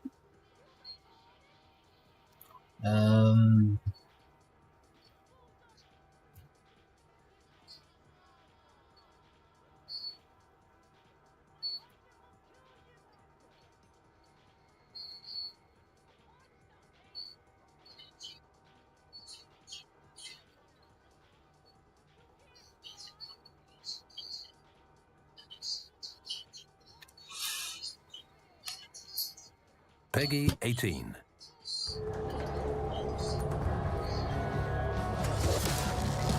We're gonna watch Check out the horse's store another at one named horses.land. There's a sword, some Beds t-shirts, Do Not and a Sing in the notebook that are all Caves. shipping That's the now. title. Thank you. Next. I hope you enjoy Beds this Do video. Not Sing. I don't think it has anything to do with beds. Years ago, one winter, I was living on the south side of Chicago and working in the city's downtown area. As I walked into the underground train station one night, I saw a man sitting on the floor. He was homeless, a fact which is so tragically unremarkable that I may not even need to mention it at all. In front of him, on the ground, there was a long, round, dark object. It was all black as the asphalt above us. Hovering over the man was another individual, dressed in a doctor's uniform, carrying a bag. My best guess was that he was on the way home from his job at some medical facility. The doctor was imploring the man on the ground, who was unresponsive, to go to the emergency room, that if he didn't get to the hospital, he would die. This elicited no verbal response from the man on the ground. In fact, he didn't even move. The doctor gave up pretty quickly. He had a train to catch. And as I got closer, it became more clear what the object on the ground was. Or rather, that it was not an object at all. It was the man's bare leg, rotting and matte black from his ankle to his knee. The leg was so swollen, so ballooned, that it lacked the contours human anatomy should have given it. It looked dry and brittle. I couldn't help but imagine pushing my finger through his limb and feeling it crumble. If I did this, I further imagined I would find some purple-gray liquid that was not at all what a human leg should contain. Of course, I didn't do this. I walked by the man, hypnotized by this rotten limb, not understanding how something so dead could be attached to a living person.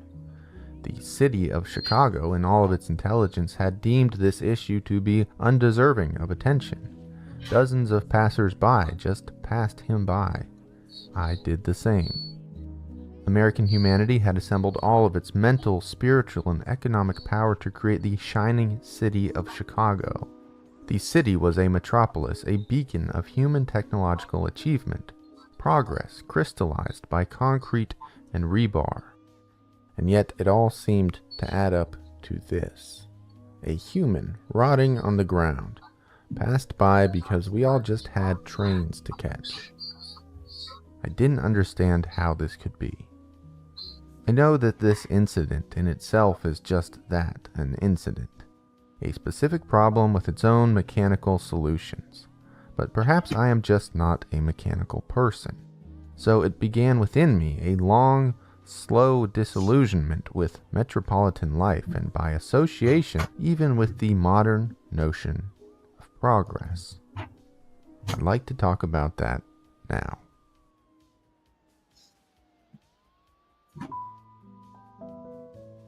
Henry David Thoreau was a 19th century writer and leader of the Transcendentalist movement. Aside from its being as a religious movement, this school of thought believed in the inherent goodness of nature and humanity. Transcendentalists, though, noted that modern systems and technologies had spoiled this goodness. To be more immediate, Thoreau is famous for his work Walden. In 1845, Thoreau moved to a small, isolated cabin in the forest around Walden Pond, Massachusetts. Thoreau lived there for 2 years, eventually producing the book Walden based on his experiences. For the author, this was an experiment in simple living. He observed that rather than deliberate living, most people simply accepted that life was a series of waking up, working, going to bed, and repeating. He noted that this was not really by any fault of the individual. Thoreau writes, "When we consider what are the true necessities and means of life, it appears as if men had deliberately chosen the common mode of living because they preferred it to any other. Yet they honestly think there is no choice left." People's values were chosen for them by the culture into which they were born. The modern world did not offer sufficient time or space for an individual to arrive at their own conclusions about life. It was financially, materially impossible to engage in this self-examination. A person was just too busy. So instead, the world forced judgments onto a person. It told each individual what was important. And the person, more often than not, accepted those judgments, whether or not they felt any innate attraction to them. The result of this passive value acceptance had been, Thoreau noted, a culture of rampant but somehow passive materialism. Indeed, today we seek happiness in riches because the world has told us that is where happiness is to be found. In reality, we will never find happiness in these things. They are distractions from discovering true internal fulfillment. Thoreau points to a farmer who has inherited a barn, cattle, and farm tools. This circumstance could be celebrated. The farmer now had a means to make a living. But in reality, these things were not gifts to the farmer. They were burdens and they were obligations thrust onto him by powers far outside of his own. Thoreau suggests that if the farmer had been born into the wild, suckled by a wolf, he may have been better off. He may have been free to find his own pasture, his own calling. You see, upkeeping the farm does not just cost the farmer money, it costs toil and trouble, it costs time. Time that could be used to explore what the farmer himself actually wanted and valued. The farm costs life, and so the farmer from birth is born to dig his crops and also his grave. But to abandon these inheritances is equally treacherous. How then would he make a living? As far as I can tell, such is our modern version of humanity. We have all inherited this farm of technology, the crops of our systems, the implements of trade, banking, and commerce. In one breath, we thank the skies for such a prosperous world, while not recognizing that this so-called prosperity is also a vampire. It truly drains our lives. It forces our hand, forces us to exist within its never-ending loop. And just like the farmer, to abandon these things would destroy our civilization. Thoreau notes that most men, even in this comparatively free country, through mere ignorance and mistake, are so occupied with the factitious cares and superfluously coarse labors of life that its finer fruits cannot be plucked by them. Their fingers from excessive toil are too clumsy and tremble too much for that. All of our knowledge and efforts must be thrust into the market, into the modern system of living, so that we simply cannot use any to explore our innermost selves. Even as I type this, the idea of exploring what it means to be alive comes to me as so bizarrely abstract. It is like a distant shout from the outside, barely discernible, more likely attributed to the woes of some events on the street and far easier to simply ignore than examine. In this way, we are pushed to not only ignorance of our existence, but to the ignorance of this ignorance.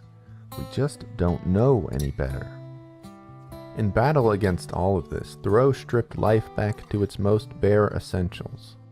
At Walden Pond, he sought to live deliberately.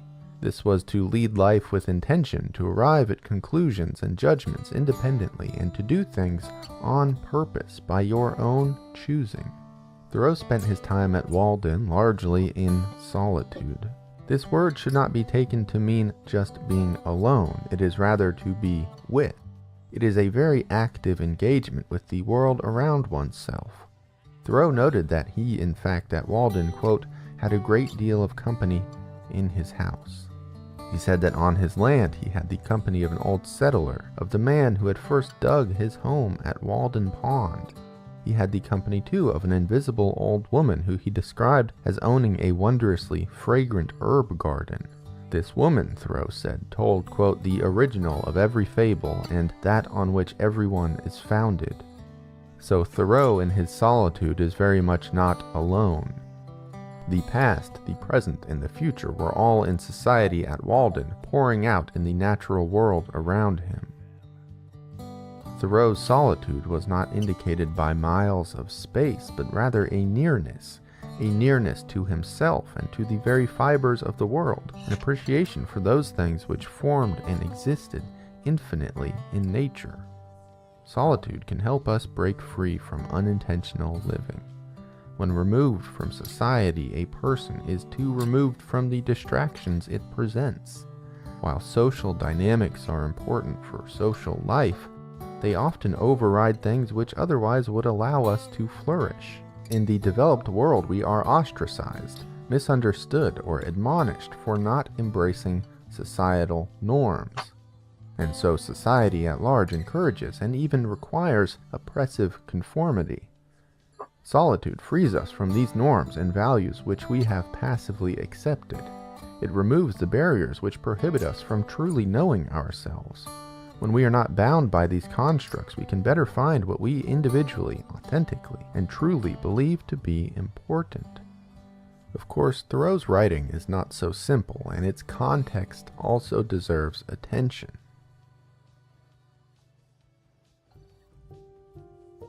Thoreau does not declare that all of humankind should return to some primitive pre-industrial society. Indeed, while at Walden, Thoreau wasn't entirely cut off from the world. He recounts dinners with friends, trips to town, and occasional meetings with townspeople. Some people have said this invalidates all that he wrote. I disagree. Walden was not created as a man against nature tale. In the book, which is basically a diary, Thoreau never proclaims himself as being entirely self-sufficient or living off the land. Instead, it is the desire to simplify life that is the driving force behind Walden. It is less of a physical self-reliance that Walden espouses, but instead a spiritual self-reliance. Walden is not an outright rejection of modern society, but a quest to better know oneself so that we can discover which parts of society we are suited to. After all, Thoreau himself went quite happily and even ambitiously back to the civilized world after leaving Walden Pond. Thoreau's idea was not that everyone should follow his lead. Walden was not a guidebook for living nor a copyable roadmap for happiness, as much as it pains me to admit. Instead, it was an exaltation to find your own Walden Pond. In the book, Thoreau writes, "I would not have anyone adopt my mode of living on any account. I desire that there may be as many different persons in the world as possible, but I would have each one be very careful to find out and pursue his own way, not his father's, or his mother's, or his neighbor's instead." There's a school of thought today that happiness is not a cabin in the forest, that to propose this concept or anything near it is a suggestion of cowardice, that retreat to nature represents some misguided version of running from your problems. Thoreau did not run from his problems, and neither should we. Quite the opposite, we should follow his example and run to our problems. In solitude, we are closest to ourselves and we can confront all that we know. We can sort the important from the unimportant. We can understand the world around us in ways completely impossible within the confines of systems and social dynamics. In solitude, all we have is our problems. Certainly, this worked pretty well for Henry David Thoreau. As he was dying at just 44 years old, Thoreau said, "I suppose that I have not many months to live. Hey but Tyrone, of course, can you I join know in nothing about Fortnite? it. I may add that I am enjoying I'm kind of existence tired. I as don't much think as I'll play ever, Fortnite and anymore regret tonight. nothing." Kind of too tired for it now. In the private sense, I think What is it? Thoreau's insights I'm are gonna be going over invaluable. by 11 now. Taking individual action So, can but join me radically tomorrow, play transform Fortnite tomorrow. one's life. Okay. But Thoreau's Yeah, I don't meditations think my brain can represent take a Fortnite. conflict of humanity Okay. versus itself. Thank you for coming, I appreciate it. I'm just here to chill. Martin Heidegger Bro was a is German playing all philosopher who has day. emerged I as got a like rightfully 65 divisive figure. victories. We can discuss that momentarily. For now, we will focus on an essay playing all day. called The That's good. Question Concerning Technology. I've been Here we must first kind of define busy all day, technology. so I'm just chilling now. Heidegger does not say can't technology wait to mean to- just electrics, computers, or circuitry, but instead can't wait it is to play any all day object tomorrow. or system which forces the manipulation of the natural world. A factory is technology, a road is technology, a business is itself technology. In his essay, Heidegger investigates what he calls the so we're gonna essence play of tomorrow technology. together. What time? The essence of technology is 5 that o'clock. which it truly is. A tree can have green leaves and brown bark, but that doesn't make it a tree. Plenty of trees do not have these things. Okay. So what makes a tree a tree? Likewise, Heidegger says we must find what technology truly is, aside from its various configurations and incarnations. Heidegger argues that in this conversation, humans have a fundamental misunderstanding. People generally believe that technology is two things, an instrument of human activity and a means to an end. But neither of these have proven to be true in practice. Technology is not an instrument, it is not a tool that humanity wields. If all technology fails tomorrow, humanity would very likely collapse. This is just not how a tool works. What game Rather, is technology this? is a condition, an event in which humanity exists. And because of this event, we have rearranged our entire world. A tree is no longer a tree, but a resource. It is a thing we can use to fuel technology, to create books and newspapers and timber and houses. Metals found within the earth are no longer metals. They are too a resource. The same can be said for any naturally occurring material on earth. Today, the question always seems to be, what is this used for? Not what is this? I played GTA 5 and 4. So these natural things now exist, like Heidegger says, as part of a global supply closet. I played GTA 5, but I can't play it anymore. Welcome because to Global Academy, a global on. I'm not playing it anymore. Who is the person at the background This doesn't stop at plants or animals. It extends to humans. You yourself are a resource for technology. The market does not see you as a human with thoughts or feelings or imagination or much of anything besides the potential to fuel some other piece of technology. Within the modern marketplace, your utility is to be some part of a supply chain, a resource, no different than trees or rare earth Did metals. you know I So subscribe like to your Thoreau YouTube also channel? suggested, technology pulls us farther and farther from You did? reality. Thank you very We much. I ourselves appreciate are it. I did say distorted that I get into 1 or 2 resources, followers, but surrounded I don't by know who these it other was. resources. In this way, technological progress sentences us to ignorance. Aside from being fuel for some technology, we don't know what we really are. This is a whirlpool, a spiral. I that appreciate goes it, on though. and Thank you very on. much, Explorer. When repeated I need across more followers generations, on we my don't YouTube. just not know what it means to be human, but we entirely forget that there is even a concept of being human outside of existence as a resource. So again, we become ignorant of our own ignorance. You don't remember my Technology name is I not told really you a yesterday. means to an end either. It is not a wire that eventually turns on some light bulb.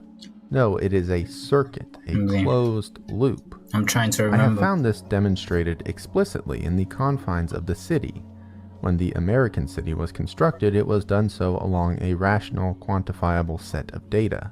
The city will provide an economic Okay, I boom don't to the remember. country, All I remember perhaps is even the Christopher world. Columbus. In the Remind city, me we will again. produce Sorry. more money, more buildings, and more people. I think when you joined City last night, is it was progress. late and my brain was fried. Like Thoreau and Heidegger It's would okay, have suggested, okay. that progress You can is come not explore. free.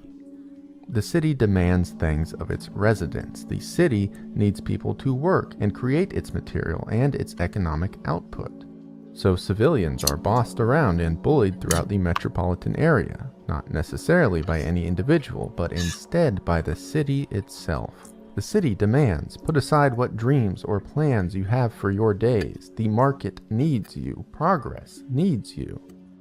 You must wake up at 7 a.m. because the train comes at 8 a.m. and you must be at the station when the city says because the shop must open because people must buy Anyways, things so and pay tomorrow we'll taxes be and able to produce play Fortnite market and then grind prosperity some Victory for the Royale city. and play.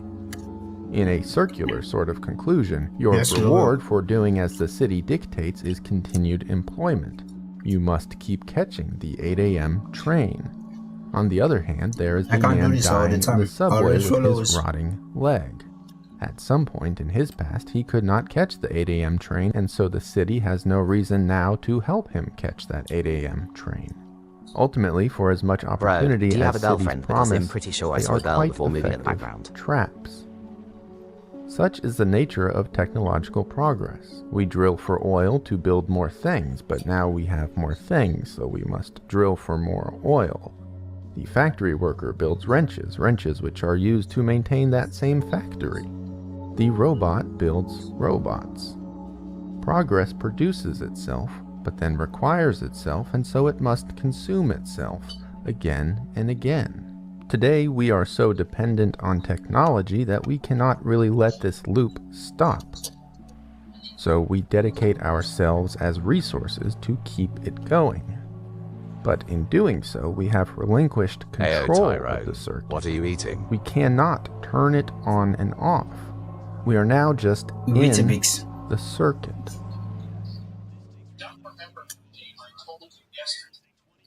Any conversation of Heidegger should and will include one thing. In 1933, he joined the Nazi Party. I love that. A year later, he resigned and later called the decision to join the greatest stupidity of his life. Today, discussions surrounding Heidegger often ignore his ideas and instead focus on this decision and its implications on his work. Academics comb through this topic hundreds of times per year, aimlessly and without any unique purpose or conclusion.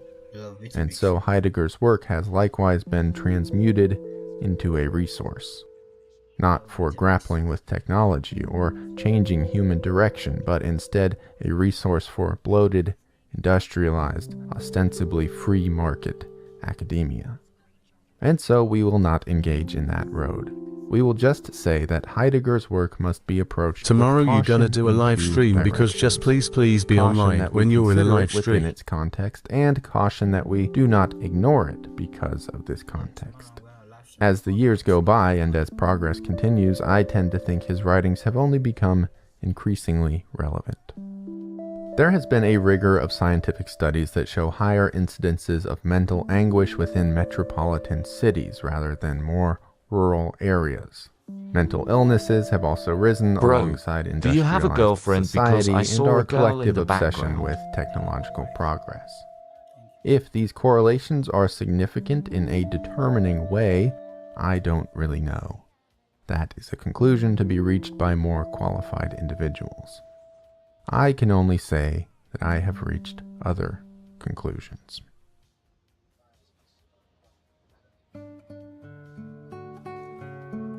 Capitalism, or whatever version of it we live under now, pits the private economy against the public economy. Your choices, food, shelter, clothing, hobbies, are dictated by the needs of the market and your capability within it. Collective action is important and public reform is most desirable, but it would be a great tragedy to spend one's entire life working for a better world while one's own backyard remains a mess. I think that a retreat, partial or entire, from metropolitan life multiplies our possibilities within the capitalist landscape. This withdrawal allows us to become more free of the world's impositions and the market's desires. In doing so, our eyes are open to new modalities of life, new forms of happiness, which are not based on the arbitrary judgments or clumsy feelings of other people. There's some great irony in all of this, which is not lost on me. I sit here, writing this, perched on the glamorous, forwardmost part of human technological achievement, the internet, the computer. How can I reconcile this massive inconsistency? My honest answer is that I don't really have an answer. I don't know everything, and this is one of the many things that I do not know. All that I can do, maybe all that I want to do, is express myself, try to improve myself within the world as it exists, and have some hope that I will come out better for the effort. If we feel hopeless, as I often do within this storm of modernity, we can again examine a Thoreauvian approach. Hope is something that comes from within, and it can resist oppressive forces around us. If we are strong enough, it may also be something permanent. In Walden, Thoreau wrote that we must learn to reawaken and keep ourselves awake, not by mechanical aids, but by an infinite expectation of the dawn, which does not forsake us in our soundest sleep. Modern life has lulled us into a sleep with its material demands, money, houses, cars, power. But we should keep hope. Always have hope. No matter how hard we lean on material pleasures, how deeply we sleep in this way, we should always know that we can one day wake up, and that the dawn will be there, waiting just for us.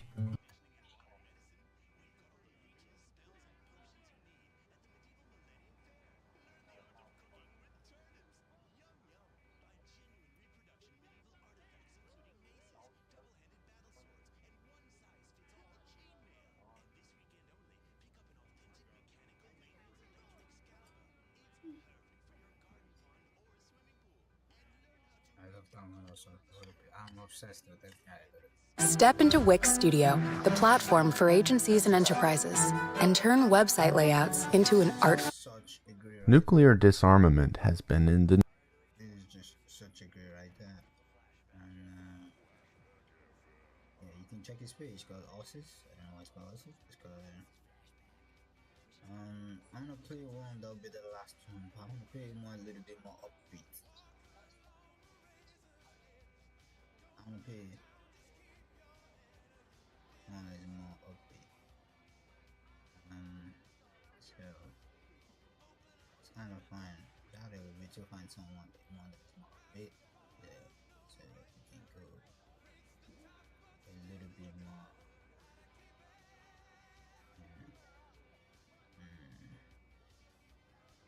Let's see.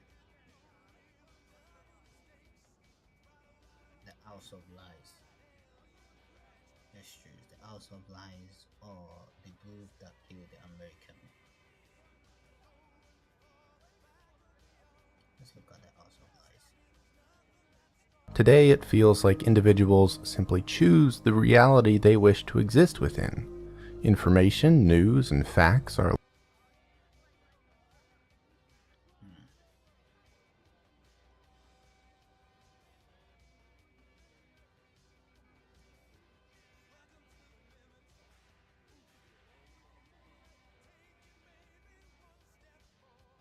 less of a meal and more of a buffet. We can take what we want back to our tables, ignore the rest, and proceed through our lives. It seems the only thing we could all agree on is somehow that so-called echo chambers are bad. This alone is strange because we can't agree on who is actually in an echo chamber. To Group A, Group B is the guilty party. To Group B, Group A is instead. The easiest diagnosis here is that people simply do not hear opinions from an opposing side, but that is, in fact, a completely different phenomenon than what is occurring today. As well-trodden as this subject may seem, we have a fundamental misunderstanding of echo chambers. Media literacy will be an important piece of this puzzle, as will a third point, one more extraordinary, in which the true aggressors seem to go unaccused.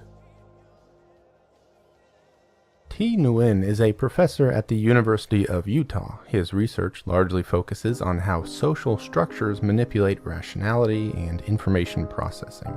In 2020, he published a paper called Echo Chambers and Epistemic Bubbles. By grasping the distinction between these two phenomena, we can get closer to a full understanding of true echo chambers.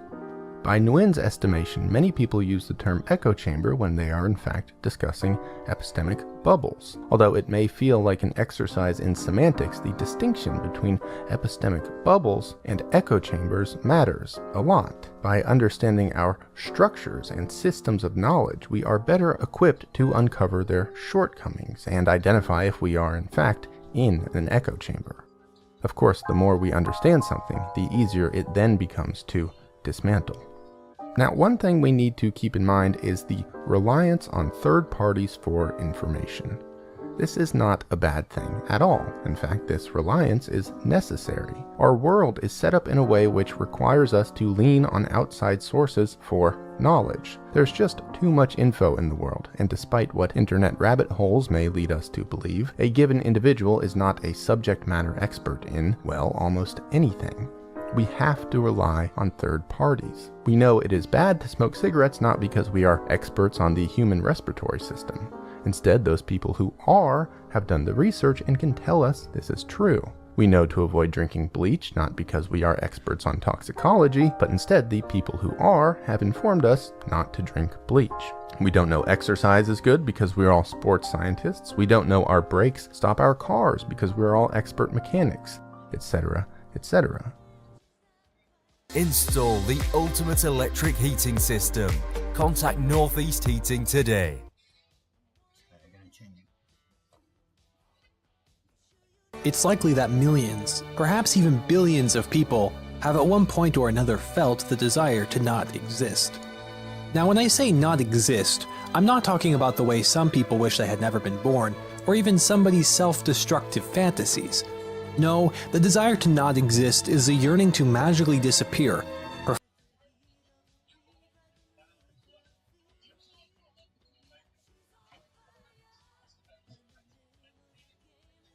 Have done the research and can tell us this is true. We know to avoid drinking bleach, not because we are experts on toxicology, but instead the people who are have informed us not to drink bleach. We don't know exercise is good because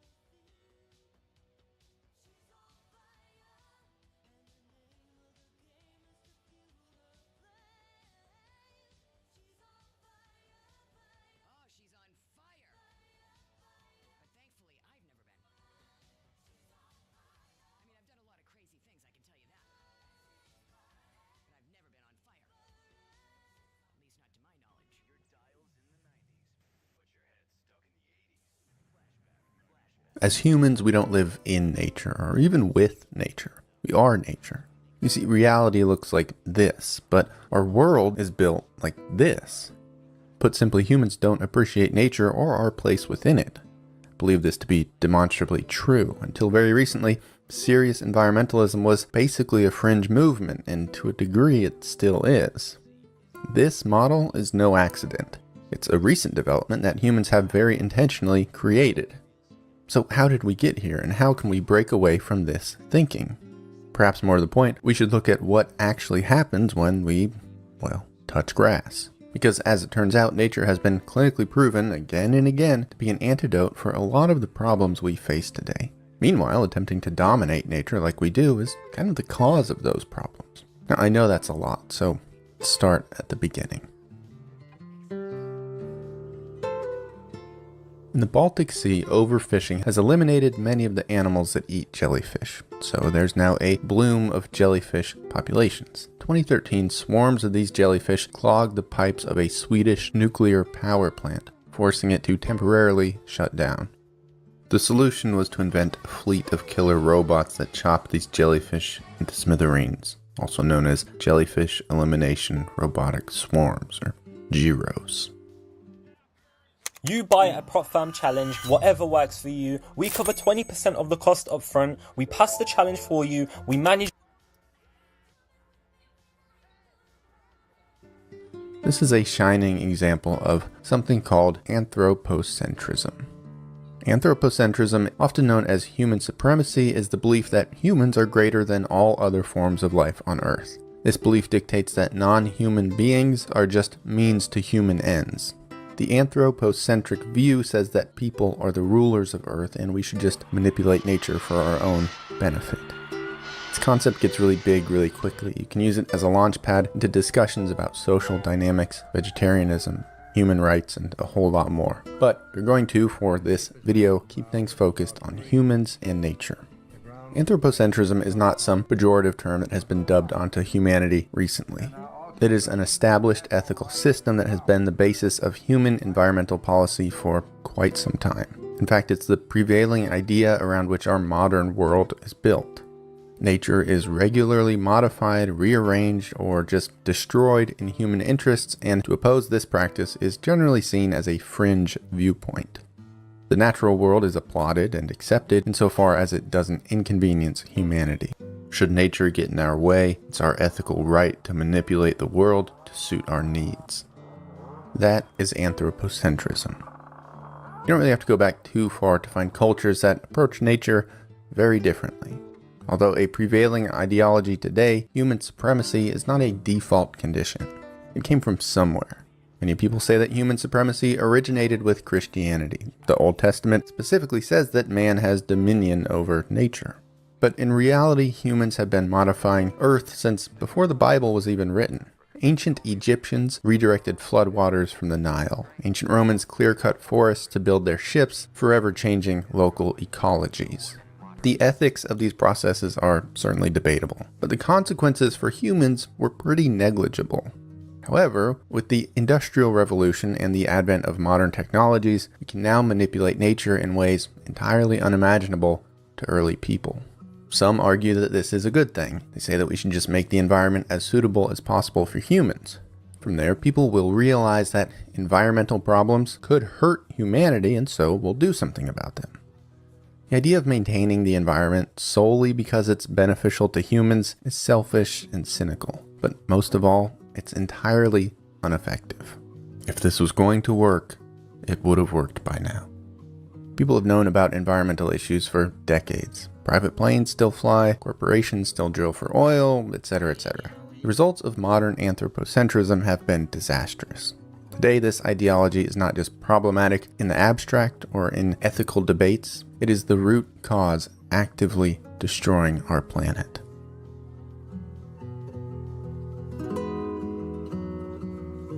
Anthropocentrism is, in essence, hubris, arrogance. This arrogance has become such a core part of our society that nature has been rebranded to resources. Now it's just stuff. And it's a lot easier to destroy stuff than to destroy a diverse, living, breathing collection of life. Perhaps if we did not consider nature as beneath humans, we would have a harder time destroying it. At the very least, we could enter a symbiotic relationship with the natural world rather than an instrumental one where we just use non-human life to suit our own needs. The instrumental state of nature within anthropocentrism puts humans over here and nature over there. This distance basically others nature into something to be feared, and generally speaking, when humans fear things, we destroy them. Take, for example, the shark. Sharks pose no significant statistical danger to humans. Yet we fear them because they are monsters who eat humans, and we are humans. So every year we massacre sharks by the millions. Because we live in an anthropocentric world, being concerned about this is basically a fringe cause. When we place ourselves above nature, it becomes easy to engage in manifest destiny, this idea that humanity should just expand indefinitely. You see, limitations on human expansion can come from two places: a respect for other non-human life, or external resistance preventing us from expanding. Anthropocentrism obviously eliminates the former. Humanity has demonstrated little more than negligible respect for the planet Earth. As for the latter, the advent of technology has destroyed any external limits to our expansion. Nothing can get in our way, not rivers, oceans, mountains, or forests. And why wouldn't we destroy them if we believe ourselves to be the most important species on Earth? Anthropocentrism means it's absolutely fine to eliminate hordes of plants and animals as long as this destruction causes no existential threat to the most important species, ourselves. And until pretty recently, it hasn't. But now a new dawn is here. Anthropocentrism, human supremacy, is backfiring on all of us. For centuries we've been making our bed, and now we're getting to lie in it. Our approach to today's environmental catastrophes has been bizarrely anthropocentric. We harness the power of technology to fix environmental problems, which, by the way, we created. Everything is a jellyfish we can chop into smithereens. In doing this, we put attention on man's incredible ability to further manipulate the natural world. Look, we have electric cars and solar panels and windmills. These technological advancements are seen as amazing feats of engineering. We pat ourselves on the back and further our make-believe position as the dominant species, meanwhile ignoring that each of these solutions seem to create their own problems. By treating environmental crises as separate, disconnected issues, we're just lying to ourselves. Because in reality, all of these problems are coming from the same place, and they have the same fix, but that's never even addressed. Certainly there's been no discussion of simply slowing down, of reevaluating how we see the natural world, scaling back instead of scaling up. A lot of this talk has been pretty doomerish, I'm aware of that. But I do feel optimistic. On both societal and individual levels, there's a clear path forward, away from our anthropocentric worldview. Want to get a new job? A Google Career Certificate can help you get a job in cybersecurity, IT support, and data. You see, the human superiority complex is incredibly simple to dismantle. Even on the most foundational level, anthropocentrism just doesn't really make sense. The idea says that we should use the planet as basically a resource to serve humans. But this is just not how things work. By treating the planet like a bucket of toys, we are not serving humanity at all. We are destroying humanity. Humans need these so-called resources to survive. Without trees, we can't breathe. Without a healthy ocean, our planet becomes uninhabitable. And if people look at the Bible for the belief that humans have dominion over all living things, well, that's easy enough to refute. According to Christian belief, we would all be God's creatures. The importance should be on this God with all living things being equal as his creations. Anthropocentrism further reveals itself to be nonsense when we consider that it hasn't applied evenly to all humans. Human supremacist ideas have instead put some humans at the top, while others are arbitrarily considered lesser than. Indigenous people the world over have generally been seen as subhumans or savages to some fictional, bizarre notion of proper humans. And much in the same way we colonized these people, anthropocentrism has just recently colonized our minds. There's nothing natural or inherent about this belief system. Ecocentrism is the precise opposite of anthropocentrism. This approach says that humans are not the sole species with intrinsic value, and neither is our value any greater than that of other creatures. Ecocentrism puts the ecosystem as our point of focus, positing that all living things have to exist in harmony rather than hierarchy. And indeed, there are people we can look to who have provided a roadmap for a more ecocentric society. For example, First Nations Australians have a storied history of living in unity with nature. Instead of relying on tropes of people overcoming nature or surviving hostile land, these people recognized the patterns of the natural world and modeled their lives after them. They didn't attempt any mastery over nature. Instead, they showed restraint. In the summer, the desert is too hot, so they didn't go there. They just found other things to do. The lives of First Nations Australians moved and flowed with nature. I understand that this feels unrealistically utopian. Humanity will not return to this ecocentric philosophy tomorrow or the next day. I or you alone can't really change humanity's relationship with nature on a macro level. But you can change your relationship with nature. And the science says time and time again that nature makes you happy. Science says nature is good for humans. This is a universal truth. It's very simple. Hundreds of studies have proven that being in nature is linked to decreased stress, better mood, increased empathy, and so much more. Being in nature makes us happy. And today, it's starting to look like nature makes us happy in a way we desperately need. Nature can be an antidote to one of our biggest modern problems: attention spans. I have a whole video about attention spans. If you're interested, check it out here. Attention restoration theory, or ART, is an idea that says our modern mental fatigue comes from an inability to direct our attention in any meaningful way. Basically, there's so much stimuli, we're all burnt out. According to ART, natural environments provide the exact opposite of this. They're still, quiet, and rarely feature anything that demands attention. Clouds in the sky, leaves in the breeze, or water in a stream. These things are beautiful, but they do not require immediate attention.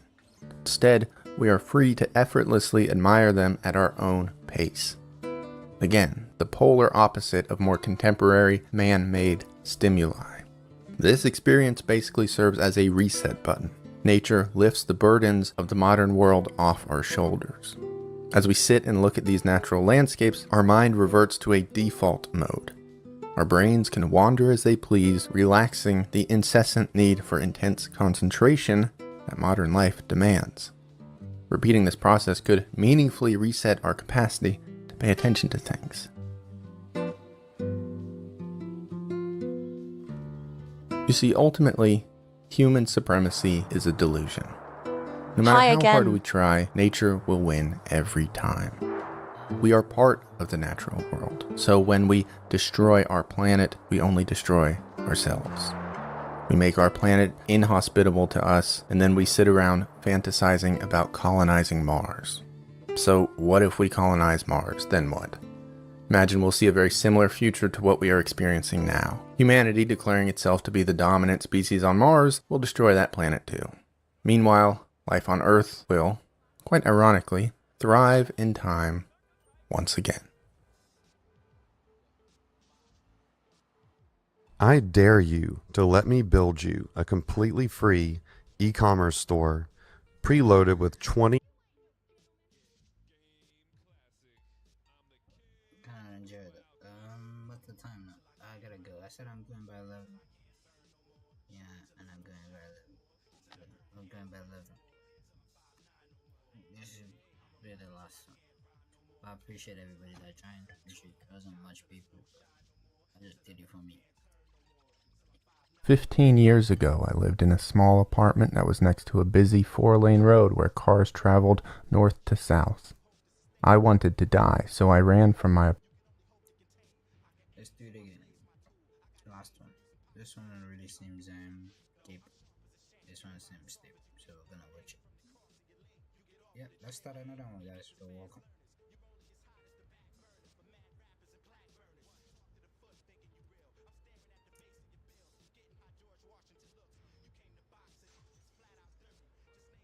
"15 years ago, I lived in a small apartment that was next to a busy 4-lane road where cars traveled north to south.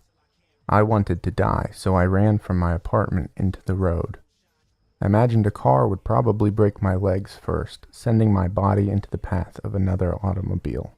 Then I would be in great torture and very bloody against the black concrete with its yellow stripes, but within 1/2 of a second, a hot rubber tire would run over my skull, and my skull would explode like an overcooked pea on a china plate. It seemed very easy, and it was appealing, and to begin this process, I would first need to place myself at the very last possible moment in the path of a car. But I was unable to do so. The headlights were crisp and yellow from some distance, and when they approached, the cars became blurs of red, black, and silver, which were more threatening than I had previously imagined. I could feel the hurricane wind of the cars on my face. I could hear the noises and the horns like screams of machinery from very close. The cars traveled at 45 or 50 miles per hour, which I had never considered as particularly fast until suddenly 45 or 50 miles per hour seemed very fast. I had a fantasy of being struck by a car, but the reality of such an event was proving very different. I now realize I was only wading into this sea, not plunging into it entirely.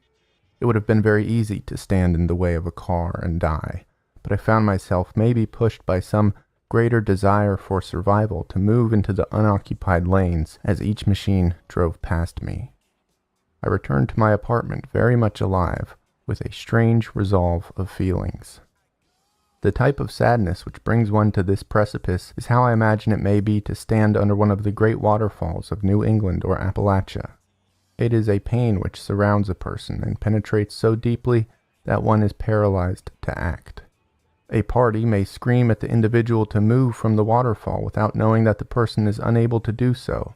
The weight and force of the water is so spectacular that the body does not have the strength to flex its musculature in any meaningful or impactful way.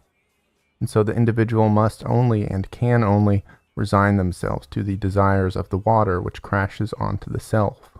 It is a drowning by paralysis. I have indeed grown much taller in the years since my incident, and I no longer stand under this. When I first started growing mushrooms more than 15 years ago now, I really had no idea where to begin. Like a lot of people, I tried Waterfall. The Last Messiah is a short essay written by Peter Wessel-Zapfe. The essay is of the philosophical sort and is more concerned with the trajectory of humanity rather than that of the individual. But in it, Zapfe makes an analogy which I believe functions very well for the individual. He points to the Irish elk, a mammal from an earlier era which grew the largest antlers in the animal kingdom at 3.65 meters across. The elk grew its antlers so large that it was unable to hold its own head up and thus unable to feed properly. The species ultimately went extinct due to the massive antlers it had evolved. This is often like the human condition for the individual. We have such capacity for empathy and sensitivity that the result can be self-sabotage. A flower dies, or an eagle takes a squirrel, and we feel pain for things that do not feel pain themselves. Scorned by a lover or a friend, we are struck by bouts of emotion which may fall outside the bounds of rational thought. Often when we feel pain, there exists some more mechanical, logical, and ostentatious voice which proclaims that everything could always be worse. If we cut ourselves on paper, we may be reminded of the people who have limbs severed by giant machinery. When we have little money, we consider the individuals with no money. If we erode into a depressive state, there is an idiotic notion that we should be comforted by having a roof over our head, or by the fact that we were not born starving in Darfur or some other distant corner of the third world. But of course this sort of argument does very little good. Suffering is something which happens internally. It is affected and moved by external forces, perhaps, but the phenomena which transmute these events into pain are internal. What hurts he may not hurt she. This is made plainly obvious when we consider that the world's sufferings do nothing to comfort our own. People like to say that misery loves company, and maybe this is true, but company does not heal misery. The pain of the world's poor does not alleviate our own woes. We do not smile when others frown. We do not exult when others scream. If anything, maybe the opposite is true. We feel empathy, and the sadness of the world becomes the sadness of the individual. There is, too, no true zero for pain. A man cannot live in a utopia. No matter how perfect any things may be, we will always feel pain. When we are at our most satisfied and content in life, we still feel sorrow over this or that. So to treat pain and suffering like some objective, measurable quality of life is surely a foolish pursuit. Pain is too made difficult by its tendency to elude vocabulary. How often has the depressed individual been prompted by some version of, "What do you have to be sad about?" or "Look at X, Y, and Z qualities of your life. Why should you be in sorrow?" These are bad questions because they have no answers. Some unique sorts of pain are so great and so large that they cannot be captured by language. In a turn of irony, the human mind which created our language is unable to produce rhetoric which accurately categorizes this most serious of pain. So we are left quite alone, unable to communicate our suffering to anyone, and even unable to communicate it to ourselves. We can feel it, and we can see it all around us, but words do not exist to match the pain, so we suffer even greater in solitude. There, in solitude, is where we know our pain most accurately, but it is cruelly where our pain strikes the hottest and most intensely. There even joy reminds us not to feel joyous, but of the thing which we cannot find. It is a top-shelf item in a store, out of reach but tremendously visible.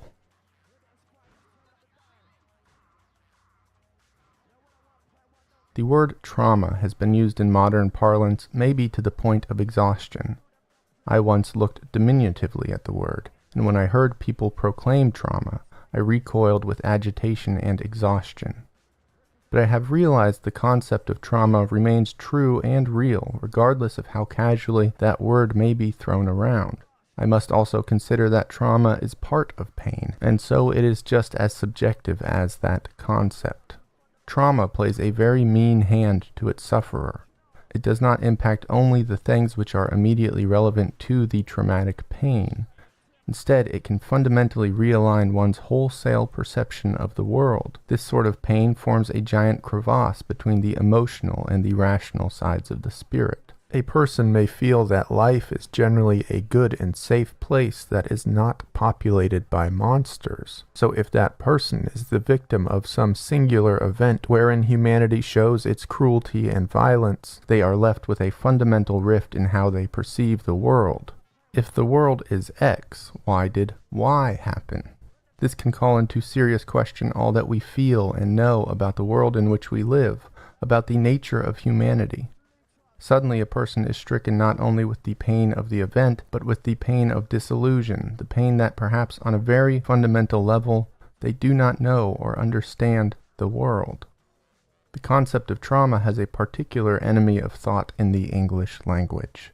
People like to say, what doesn't kill you makes you stronger. Sometimes maybe, but I am reminded of a dolphin which has its fin severed by a boat propeller. The dolphin may continue swimming and the wound may heal, but the dolphin is not stronger. It is weaker. It cannot hunt so effectively. It cannot swim so quickly. Each time it hears the familiar roar of an outboard motor, even at distance it is fractured and hides to cover. Things can hurt humans and make us weaker too. Wounds of the flesh must heal or a human will die of blood loss or organ failure. Wounds of the spirit do not have this quality. They do not need to heal. We can go on through life, limping and cowering at even the most vague cacophonies like the dolphin hides from his boats. Step into Wix Studio, the platform for agencies and enterprises. Kick off projects.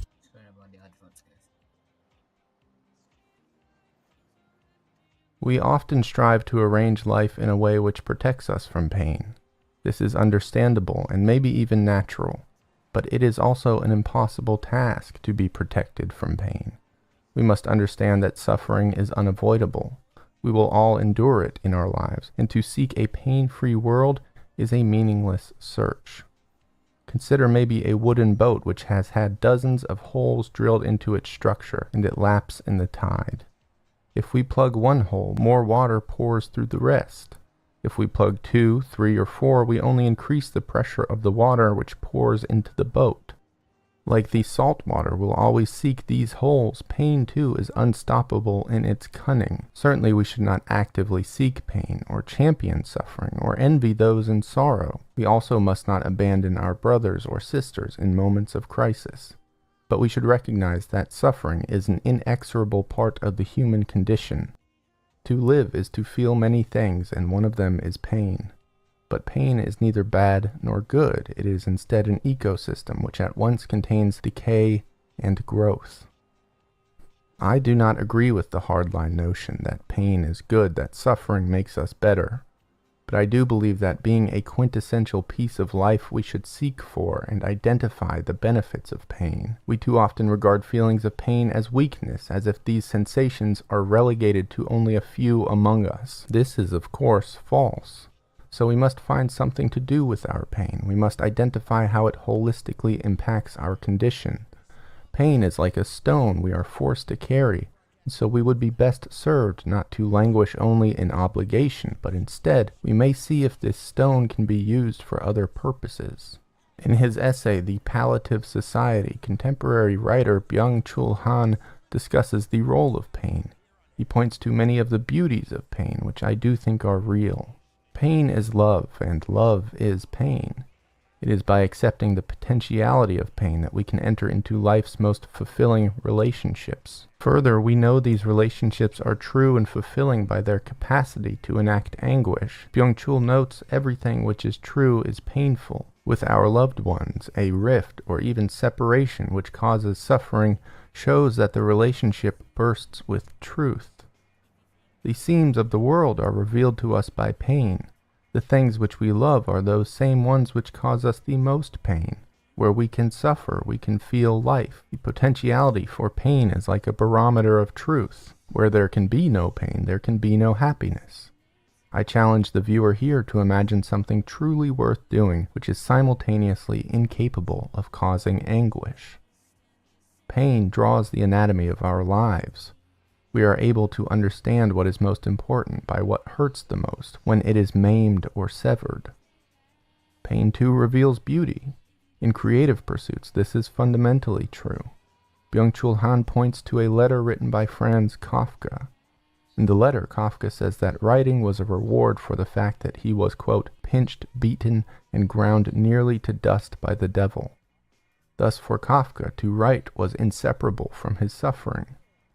Pain can be the kindling for our highest creative pursuits, for our imagination itself. Creativity may be a sword we are forced to forge as the world presents us with pain. We see darkness and we must imagine light. We cannot heal, so we must heal ourselves. We must build a world in which we can take refuge from pain. The anguish is a demon, most certainly, but the world we build in defense against it is more holy and spectacular than our suffering could ever be.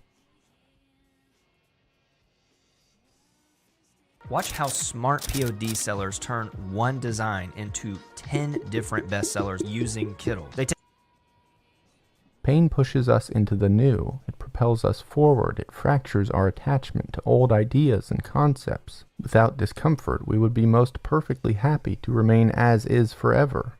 Disruption tears apart conceptions and forces us to build new ones. To become better and more whole is to change, and change only comes when we experience discomfort. It bears repeating that pain is not inherently good, but it is not also wholly bad. It is neither. Suffering just is. We cannot remove pain from our world. If we try to do so, we only remove our capacity to deal with pain. If we attempt to free ourselves of pain entirely, or even convince ourselves that we have done so, then we find a dangerous situation.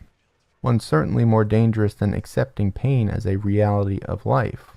This situation is the type that led me to my suicide. We experience the inevitable pain, but we have been unable to equip ourselves in preparation, and we are now unable to transmute the feelings once they have flooded our soul.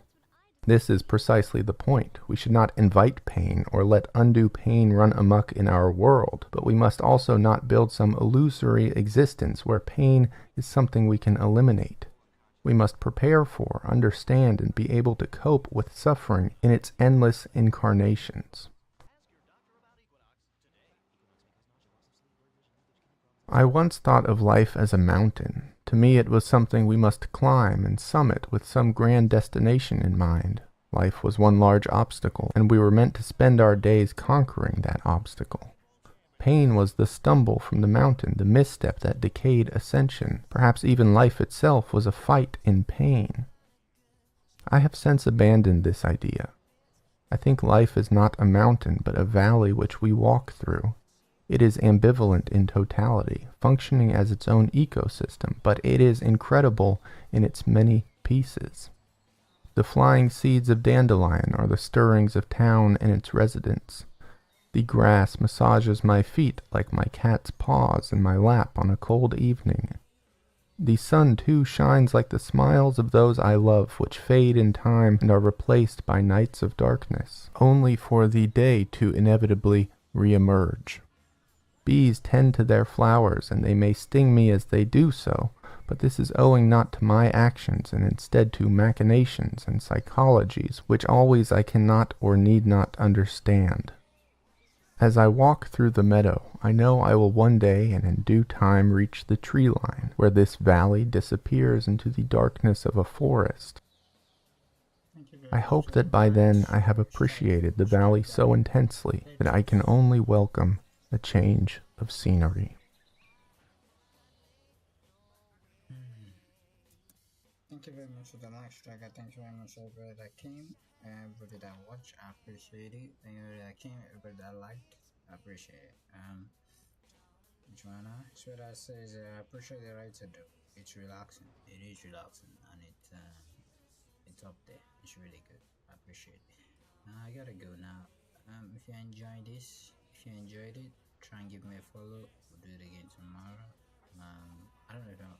We'll do it again tomorrow. Maybe when it goes closer to the night time. If you're just looking for like a very relaxing and thoughtful essay, I'll bring it to you. The best essays out there, the best speech, the best thought. I'll bring it to you. Join me again tomorrow. I appreciate it. I gotta go sleep. But then that's enough food for thought, isn't it? That's enough food for thought. I'll see you guys tomorrow. Thank you very much. I appreciate it. Mostly it's a gaming channel, but I didn't want to stop listening to my YouTube, so that's why I did it. But we'll do it again. I kind of enjoyed it. Thank you. Please do drop a follow, and I'll see you. Thank you very much for the follows. To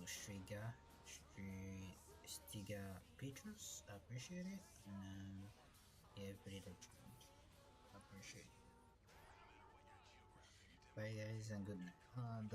The author is on YouTube. His channel is called Aussies. So if you do want to check it out, you can. Please do. But it's called Aussies. I appreciate it. Bye guys.